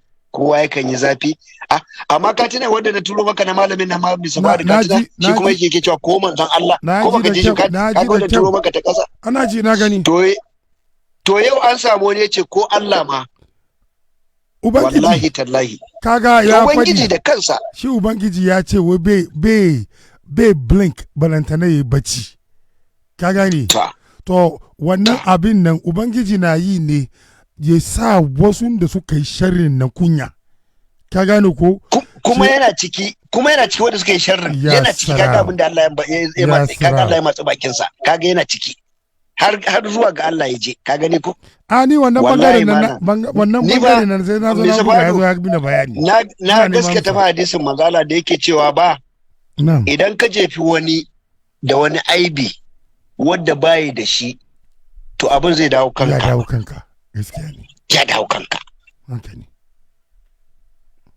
wannan ya nuna in mutum zai sharri fa ya ji tsoron Allah ya takaita, wallahi ya takaita. Kar ka je mutum fa da abin da bai da shi don kiyayya, don sabani, kowa ya zama adali. In ba abin kaman kalman kafurci ne, malala ce man kala li akhihi ya kafir faqad ba'a biha ahaduhuma kalman kafirci in ka jefa ma wani in ta je ta same shi ba kafiri bane za ta dawo kan wanda ya faɗan sai sa ba a wasa da kalman kafirci kar ka yadda da ko wasa ka ce ma wani kafiri don ana jin tsoro in ta je ba ta same shi ba kafiri bane za ta dawo kuma in ta dawo kan mutum kowa ya sallah fa babu don ba a sallah da kafirci ko kai haji fa babu ba haji da kafirci sai sa magabatan mu suka tsananta wajen kada mutum ya laƙin kalman kafirci akan abin da yake da kokonto bai da yakini sai an samu tawaffur shurut wal mawani to amma akwai waɗansu su kalman kafirci nan da nan sake mutum nan da nan yanzu ina da wani abu ne dakta duba ina in aka yi magana duka in abu ya tashi tsakanin al'umma ni na samun lokacin zai bincike abin nan in duba da kyau yana da kyau shine ma shine hankali ma kaje kai bincike shine hankali karka yi gaggawa wato batun karatunka dun da maganganun da gafar na ji karatu kala daban na kasan gane ina aka kirkiro wani matsala na kasan gane na kasa to kaga Mr. Fadu da abin nan da kai da kowa haka yi da an samu sauki kai da duk wata matsala ma in ta taso haka dai ka je ka zauna kai nazari ka bi abun ɗaya bayan ɗaya ka yi amfani da common sense ɗinka ka ga shin ina ne matsalar take ina kuskure take to waɗansu wallahi tallahi ma Mr. Fadu ka san ba su ji karatun ba ba su ji ba kai akwai wanda muka yi duka tattaunawa da shi a wurin kanan a tashan ka wala gwargwadon maganansa bai ji karatuna ba da ya ji da bai kawo wasu abubuwa ba sai yana kawo wasu abubuwan da na riga ni ma na faɗa na ce dan taimako wani ordinary taimako ba ni naira 100 ba ni naira 10 ba ni kaza wani ai ya halatta to shi sai kawo cikin abin da yake kalubalanta na ce baka ji karatuna ba da ka ji da baka bata wa kanka lokaci ba to kai taron da aka yi wannan drama na Bauchi wai sunan mukabala akwai malamin da tun daga Fatako da ya zo Bauchi ai na gaya maka rannan tun daga Bauchi ya zo aka ce masa Malam Idris ya ce kaza shi wa bai ji ba da baki kawai aka gaya masa to sai da ya zo wajen taron sai abokin sa ya kira shi a waya yace wani naji ka zo wajen taron nan na Bauchi yace na zo bai ka zo yace ya zo wajen mukabala ne yace shin ka saurari abin da Malam Idris ya saurara yace ban ji ba to ya kai ka zo yace a ni an ce mun ga abin da ya faɗa ne yace to ina baka shawara ka je ka saurara in ka saurara ka bugo mini yace to sai ya tura masa magana ta sai ya je saurara a tsanaki bayan ya saurara sai ya buga masa waya nace na saurara yace me ka fahimta yace na banci abin da Malam Idris ya faɗa gaskiya ne sai dai ni usulubi ne kawai bai mun ba amma abin da ya faɗa gaskiya ne Allah akbar to shine yace masa kaga akalla dai yanzu ka yadda abin da ya faɗa gaskiya ne usulubi ne bai maka ba to ai kaga yanzu a bisa 100 abin da aka dora maka kaga 50 dai ai ka watsar 50 dai akalla dai ka watsar tunda har ka yadda abin da ya faɗa gaskiya ne kai dai kawai usulubin ne bai maka ba yace haka ne yace to yanzu da baka saurara ba fa to akwai da yawa waɗanda wallahi tallahi ba saurari magana ta ba kawai da ka aka yanzu wannan wanda yake Qatar din ai ya ga maka shi ma daga Dubai kai yace shi ma ga abokin sa ne bai ce shi Malam Abba yace shi ma ga masa kawai akai bai ji ba so yadda kai na Mr. Fuadu babi na adalci Fuadu shine an aka ce maka wani ya faɗi magana to ka nemi magana nan ka ji ta from A to Z wala na ji na yi salati kaga in zance usulubi ne wato Abu Jahal da su Umayya duka usulubin manzala bai musu ba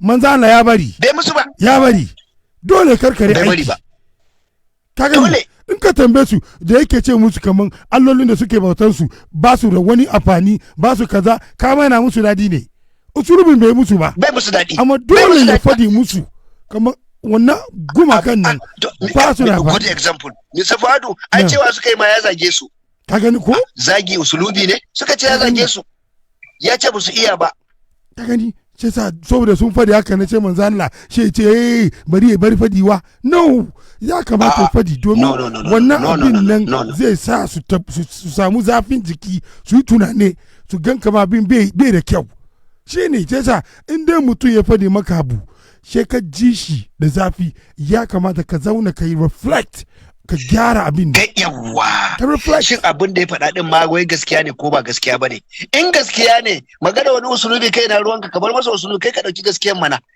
me usulubi gaskiya ne kai abin da ya faɗa in gaskiya ne dauki gaskiyan usulubinsa ka bar masa kaman ka zo usulubi ne kana ce zafi ba to bar masa zafin sa kai ka dauki gaskiya ka zo madafan kuma ana zafi sai ka saura kana ta ce wani zafi ton ka fita ka jin yunwa kaji yawa gara ka tolerate zafin nan daga baka ci abinci da wani zafi kana so baka dauki wani zafin da yafi wannan ne don mutum ya tafi wuta ai kaga ya gaba daukan zafi gaskiya ne amma da kai hakuri da karamin zafin fa ka karbi gaskiyan kai hakuri da karamin zafin karbi gaskiyan ka je ka tsira kaga ai ka rabauta to amma sai ka ce a'a kai wannan karamin zafin baka son sa bari ka kafurce mu abun bari kai fada ma da shi kana Allah dai barka ka yi faɗa da gaskiya don saboda kawai yanayin da aka gaya maka kai bai maka ba usulun bai maka shikenan sai kai faɗa da gaskiya sai Allah ce to tafi aljanna wannan gaskiya nan da baka bi ta ba ai kana da uzuri saboda an gaya maka da zafi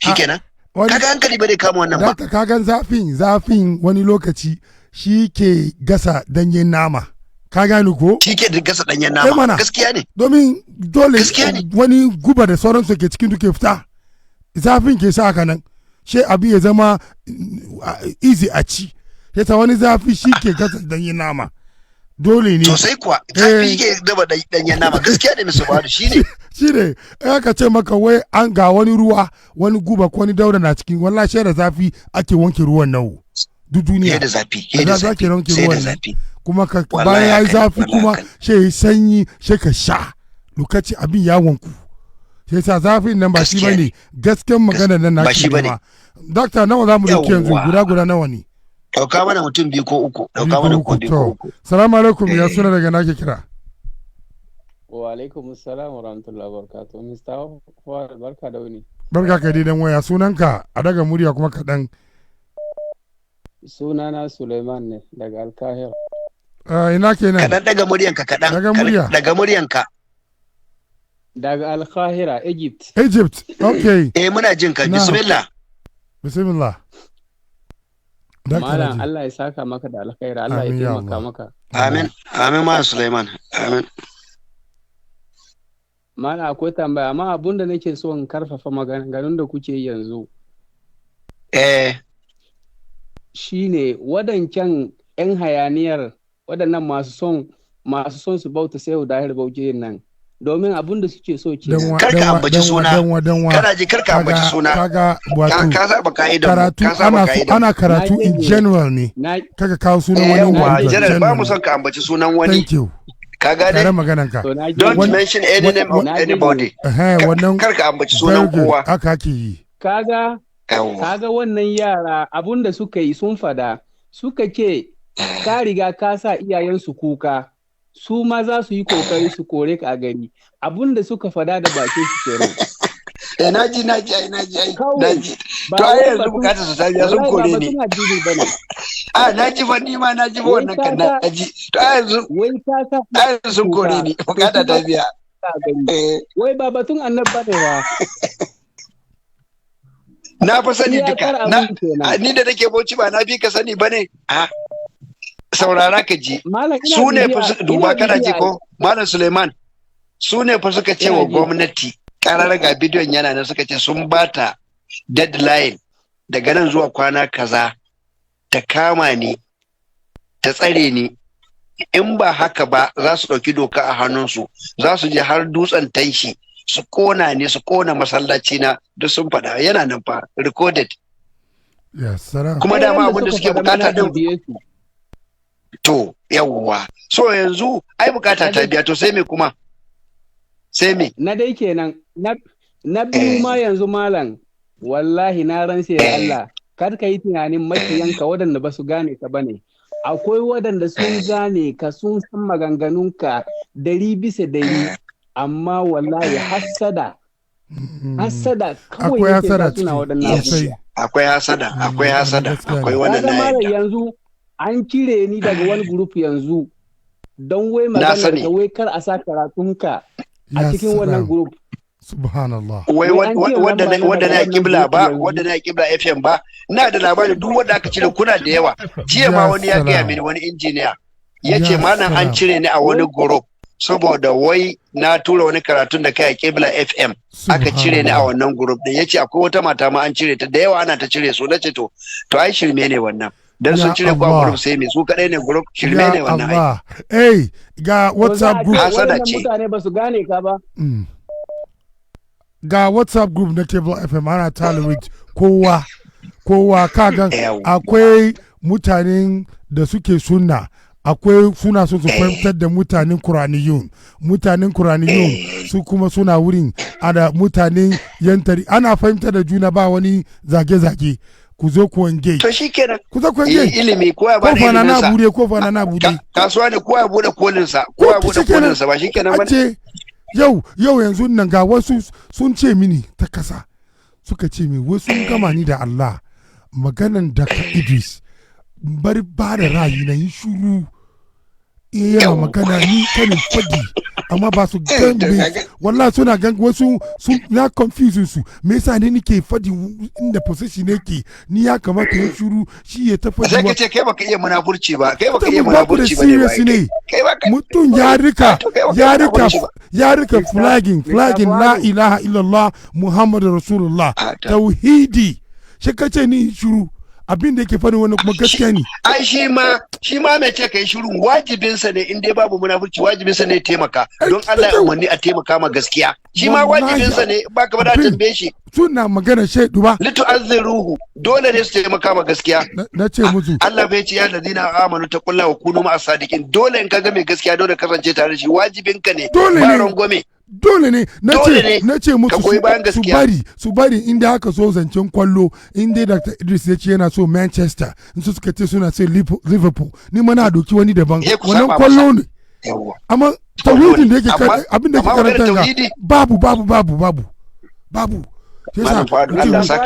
wai kana fadi ra'ayi Allah ya saka maka wallahi Allah ya saka maka amin ya rab yi magana sauran kira guda biyu bayan ka kana ji ko Suleiman wato wannan ba su da wayewa ne ka gane rashin wayewa ne har wai dan an yi karatu a wani shafi ba nasu ba su ce a cire ba su da wayewa ne ba su da sakafa they are supplies haka suke ciki wai suna cire mutane la ilaha illallah an tafi an bar su a baya suna cire mutane malam ka ga abun da yake sa ana cire mutane idan wani ya zo yana so ya aibanta ka za a yi shiru ba wanda zai yi magana.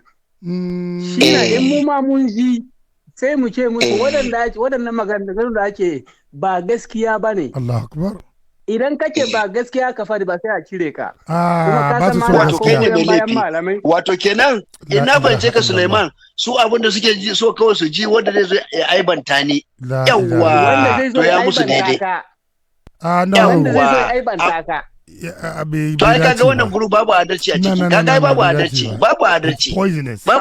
shine wani poisonous wani malami ya kira ni a ciki wai ni hakuri a saka ni a group ni nake in dai group babu adalci ba gaskiya babu amfanin zama a ciki babu amfani gaskiya ne babu amfani wallahi babu amfanin zama babu tunda babu adalci su suna so kawai su ji abin da suke so ne abin da suke so ransu yake so shi suke so su ji ba gaskiya ba to sai ka bar su in ji wani ya ce mini wai cikin grupin Cable FM wai sati bai wuce wa shi ga na rubuta Sheikh Dr. Idris Abdulaziz Hafizahullah shi sa annu wai ya nike ya kana su suna da maluma shi na ce abin da ya sa sai na ce musu na gama wani na ce ma mai shi na da dalili wai menene dalili na ce wallahi azim irin sharin da kuke mishi kan tawhidi na ina so mutane ta ce amin sai sa nake rubutawa dalili abin da sa nake rubutawa kenan yasa na so kuma wanda suke da amin da ba sa shari kaga wanda ka rubuta ba da ba sa shari kaga wanda ka rubuta ba sharrin nan ce na rubuta ce na ce wasu sun shiru amma tsakanin da Allah sun ce amin ni abin da nake so kenan that's all in kai bai maka bane fama ni ne na rubuta in kai kuma kana yin zage ne ni addu'a nake yi to ni da kai wa zai samu lada ni da zai samu lada Allah ya saka muku da me zagi ko me addu'a Exactly. Ba Suleiman mun gode Suleiman mun gode Allah ya saka. Za mu doko tuma ko. Amin. Za mu doko kira. Saura mutum biyu. Masha Allah. Assalamu alaikum. Ya suna daga nake kira? Assalamu alaikum. Wa alaikum salam dan waya sunan ka? Alaikum salam. Sunana Muhammad Sani daga Plateau. Welcome my brother. Malam Muhammad Sani muna jinka daga Plateau State. Ina wa Mr. Fa'ad fatan alkhairi sannan ina wa Malam fatan alkhairi. Muna godiya. Thank you so much. Muna godiya dukkanmu. Muna maka godiya. To masha Allah Malam ai ina tare da dan uwa wanda ya sauka akan maganar usulubi din nan. Gaskiya wannan usulubi duniya irin usulubin da muke bukata kenan Malam. Mi zafi. To alhamdulillah. Kuna son shayi. Zafi. Fiya. Zafin nan kuma irin shi ne malam mutane suke fahimta. Gaskiya. Wallahi malam sannan ina da tambayoyi guda biyu malam. To. Muna jin ka. Na farko malam me yasa mutane suke da tsananin son zuciya ne da kin gaskiya? Musamman a wannan ƙasa ta mu ta Najeriya. Kana ji? Kada ka yi mamaki akwai abubuwa guda 4 wadda su ne abokan gaban ɗan adam ba kowa ne yake kubuta daga gare su ba ka gane zai wahala ka samu ɗan adam waɗannan abubuwa abokan gaba guda 4 wadda bai tare da su kaga na ɗaya shine annafsu ranka ran ɗan adam yakan zama abokin gabansa domin innan nafsa da amaratu bisu kullum ran mutum yakan riya masa ya sabi Allah to in ba ya samu waraka daga tauhidi daga addini ba to wallahi sai ran mutum ya halakar da shi na uku shine na biyu wanda shine kamun da kan bata alhawa son zuciya sai yasa ma Allah ya ce a cikin Alqur'ani afara aita man ittakaza ilahahu hawahu wa adallahu Allahu ala ilmin Allah ce kaga wanda ya riki son zuciyarsa shine abun bautarsa shi abin da zuciyarsa ta riya masa shine daidai wanda ya saba wa son zuciyarsa ba daidai bane kaga abokin gabansa na biyu abokin gabansa na uku shine shedan sai yasa Allah ya ce shedan abokin gaban mu ne yace mu ma mu rike shi menene abokin gaba na uku shine duniya fala ta gurranakum alhayatud dunya wala yagurranakum billahi Allah ce kar ku yadda ba duniya ta bude ku to kaga waɗannan abubuwa guda 4 wallahi ba kowa ne dai tsaye daga gare su ba ransa son zuciya shedan duniya sai za ga yanzu mutane yawayen su mutane ba su bin son zuciya ne in mutum bai bi shedan ba zai bi son zuciyarsa wallahi malam abin ne yana bani mamaki abubuwan da kake karantarwa gaskiya ne ga su nan a fili amma sai kaga wani saboda tsabar son zuciya da malaman ma da suke yawan maimma da raddi din nan tsabar son zuciya ne kawai amma gaskiya gashi duk wani wanda Allah ya buɗe mai zuciyarsa zai fahimci abin gashi nan a fili zai fahimta to ai wasu ma so suke kada mutane su fahimta fa waɗansu kana ji ko akwai wanda sun fahimta suna hana mutane fahimta ma saboda hasada wani saboda son zuciya wani saboda gashi nan dai kowa dai da sabab ɗinsa dai mu dai mu gode ma Allah ni dai gaskiya na ci amfanin karatun kuma ya karfafa mini tauhidi tsakani da Allah to alhamdulillah ka gani alhamdulillah Allah dai idan na samu na rabo na samu domin na ji maganan da kyau na duba abin da ake fadi wannan gaskiya ne tawhidin kai wasa da alhamdulillah ba ta kominka to shi ke gaskiya ne ya gode ma Allah ne safatu sai tambaya ta biyu malam to na'am malam da Allah tambaya ta biyu malam ayi hakuri tambaya ta shafe ka ne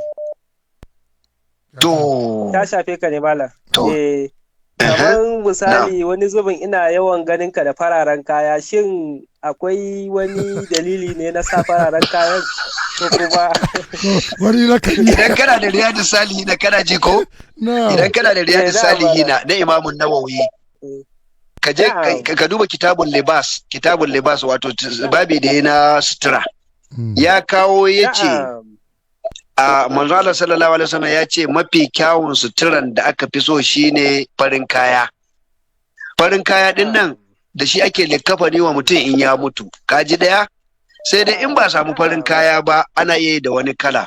Sannan idan mutum ya je aikin hajji wajen ihrami da farin kaya yake yi, in kaga mutum ya yi ihrami ko umra ko aikin hajji in ba da farin kaya ba, sai dai in bai samu wani abu ba, to kaga kenan farin kaya musulunci yana son sa, in son samu ne ka saka, amma ba an ce lalle sai shi ba, amma shi yafi kyau, shine likkafani, shine ihrami, kuma shine manzo Allah yake yawan sakawa farin kaya.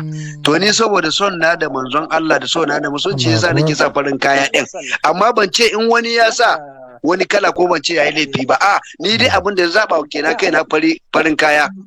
Yawwa yadda zuciya na take fari haka nake son kaya na ma ya zama fari, don ni wallahi zuciya na ba baka bace, kowa yana son sa da alheri, zuciya ta fari kal ne, to sai sa nake sa farin kaya. To da haka wanda ya sa farin kaya ya abin nan, wannan shine akwai hadisi musamman nace maka babi musamman Imam Nawawi yayi akan farin kaya.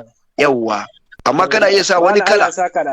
Amin amin amin amin amin. Yawwa dan akwai lokacin da nake musu da wani dan uwana, akwai lokacin da nake musu da wani dan uwana nake ce mai, saboda aka kawo maganar cewa ka zagi manzo Allah sallallahu alaihi wasallam, nake ce mai ko a hankalce ka auna wannan abin ka san sharri ne da kage kawai, ko da a hankalce ne kawai, saboda rayuwarka gabaki ɗaya duka ka karar da ita a san manzo Allah. Mutumin da ko shiga irin ta manzon Allah yake yi, abinci ma zai ci ma, abinci zai ci ma yana so ya ci wannan manzo Allah ya ci. Irin da manzo Allah ya ci. Magana da na kawo kenan, magana da na kawo mai kenan malam, nace ko shiga ma irin ta manzon Allah kake yi sallallahu alaihi wasallam. Nace maka insha Allah wanda suka yi wannan sharri sai Allah ya jarrabe su, kai ya ma fara jarrabar su ma. Gashi nan suna cewa ko Allah ma, su da kansu suna ce ko Allah ma, ba ma manzo Allah, su sun tsallaka ma wajen manzo Allah ma suna cewa ko Allah ma. Ya salam.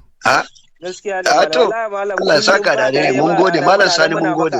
Amin amin mun gode maka. To ai tai kuma muna ga haske, muna kallon haske, saura mutum ɗaya ba mai safa, saura mutum ɗaya. Assalamu alaikum. Last caller daga nake kira. Nagode. Wannan kira zamu doko final caller mu yanzu nan. Very wonderful wato delivery yau. Na ji daɗi kwarai. Assalamu alaikum. To alhamdulillah. Wa alaikum salam wa rahmatullahi wa barakatuh. A daga murya, ba ka za mu doko wani da ba daga murya.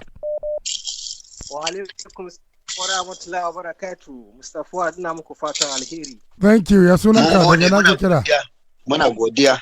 Sunana Shamuna Ibrahim a kasan Ghana. To Malam Shamuna Ibrahim from Ghana. Muna jin ka Shamun. Doctor na jin ka yi magana. Mustafa don Allah ina son a bani dan seconds dan yin sujada ya son gode ma Allah yau Allah ya hadarin da doctor. Allahu akbar. Allahu akbar. Zai sujada shukur kenan ko? Zai ma Allah sujada. Ka gani ko? Shukur. Gaskiya ne. Gaskiya ne. Ka gani ku duba yadda doctor kake kwantar da mutane addinin musulunci around the world. Kaga wani har yana sujudi saboda ina ma Allah sujada. Ina ma Allah sujada yana godiya. Bismillah dan wa. Bisa da akwai irin sa da yawa. Wallahi irin sa da yawa. Na'am doctor. To alhamdulillah. Mun gode ma Allah, mun gode ma Allah. Wannan falala ce. Zalika fadlullahi yutihi man yasha. Wallahi falala ne. Zalika fadlullahi yutihi man yasha. Gaskiya ne. Gaskiya dan wa. Mun gode. Muna jin ka dan uwa, Malam Shamun muna jin ka. Na'am doctor. Muna jin ka Malam Shamun. Yake damuna shine tambaya na shine abu da yake damuna kamar misali na yi aiki masallaci ba da niyyar riya ba ba da niyyar riya ba na gane shi daga baya shi abin na damu a raina kamar na yi shi ne saboda riya shi nake son sanya hukuncin wannan yake kace kayi shi ba da niyyar riya ba na'am ina jinka misali Allah ya yi ma mafiya na rasuwa tun na karami. To, ni latishi ne ina aiki wutar lantarki. Kana aikin wutar lantarki na gani. Na je masallaci na yi aiki da lada ya je ma babana. Na'am. To, bayan wannan zo an bude masallaci shi ana yabo mutane da suka taimaka masallacin. To, shi na fara jin shi a raina kuma a kira sunana a yaba ni. Kuma abin na damuna. Shi nake son sani na gane abin ya kasance a ranar nan na yi kuskure ko dai bai kuskure ba. Ba kai kuskure ba. Ai idan tun da niyyar ka kai saboda Allah ne to dama dan adam ai zai ji daɗi idan yayi abu a ce yayi amma shi yayi tsakani da Allah ne to amma in yayi a ce yayi din nan wane kan karfafa gwiwan ya ƙara yi da hakan nan babu laifi akan wannan babu laifi akan wannan yawwa kamar yadda dan adam baya so a zage shi bai so a aibanta shi to yana so in yayi abin kirki a ce yayi yawwa wannan daidai ne yawa Allah ya saka maka da alheri Allah ya biya yawa Mr. Fadu wannan shi ne last caller haka ne bismillah ai magana ta karshe mu ce abinda muka faɗa daidai Allah ya ba mu ladan sa kuskuren da muka Allah ya gafarta mana rabbana atina fid dunya hasanatan wa fil akhirati hasanatan wa qina adhaban nar subhanaka allahumma wa bihamdika ashhadu an la ilaha illa anta astaghfiruka wa atubu ilayka sai gobe Mr. Fadu mu zo da sabon topic sai gobe insha Allah masha Allah alhamdulillah kun ji Dr. Tauhidi ya ba mu episode number 20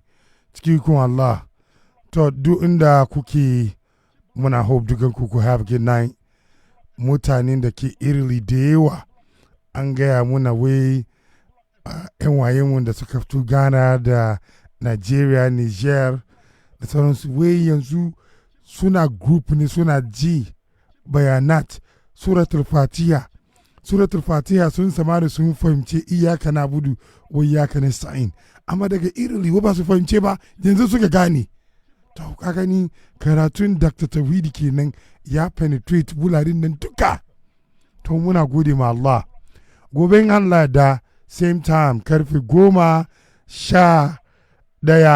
11 p.m. na dare an zo muku da episode number 21 karfe 10 kenan na dare agogo na GMT right here on Cable FM suna na Fuad Umar ina hope dukan ku have good night good morning good afternoon na ce muku salam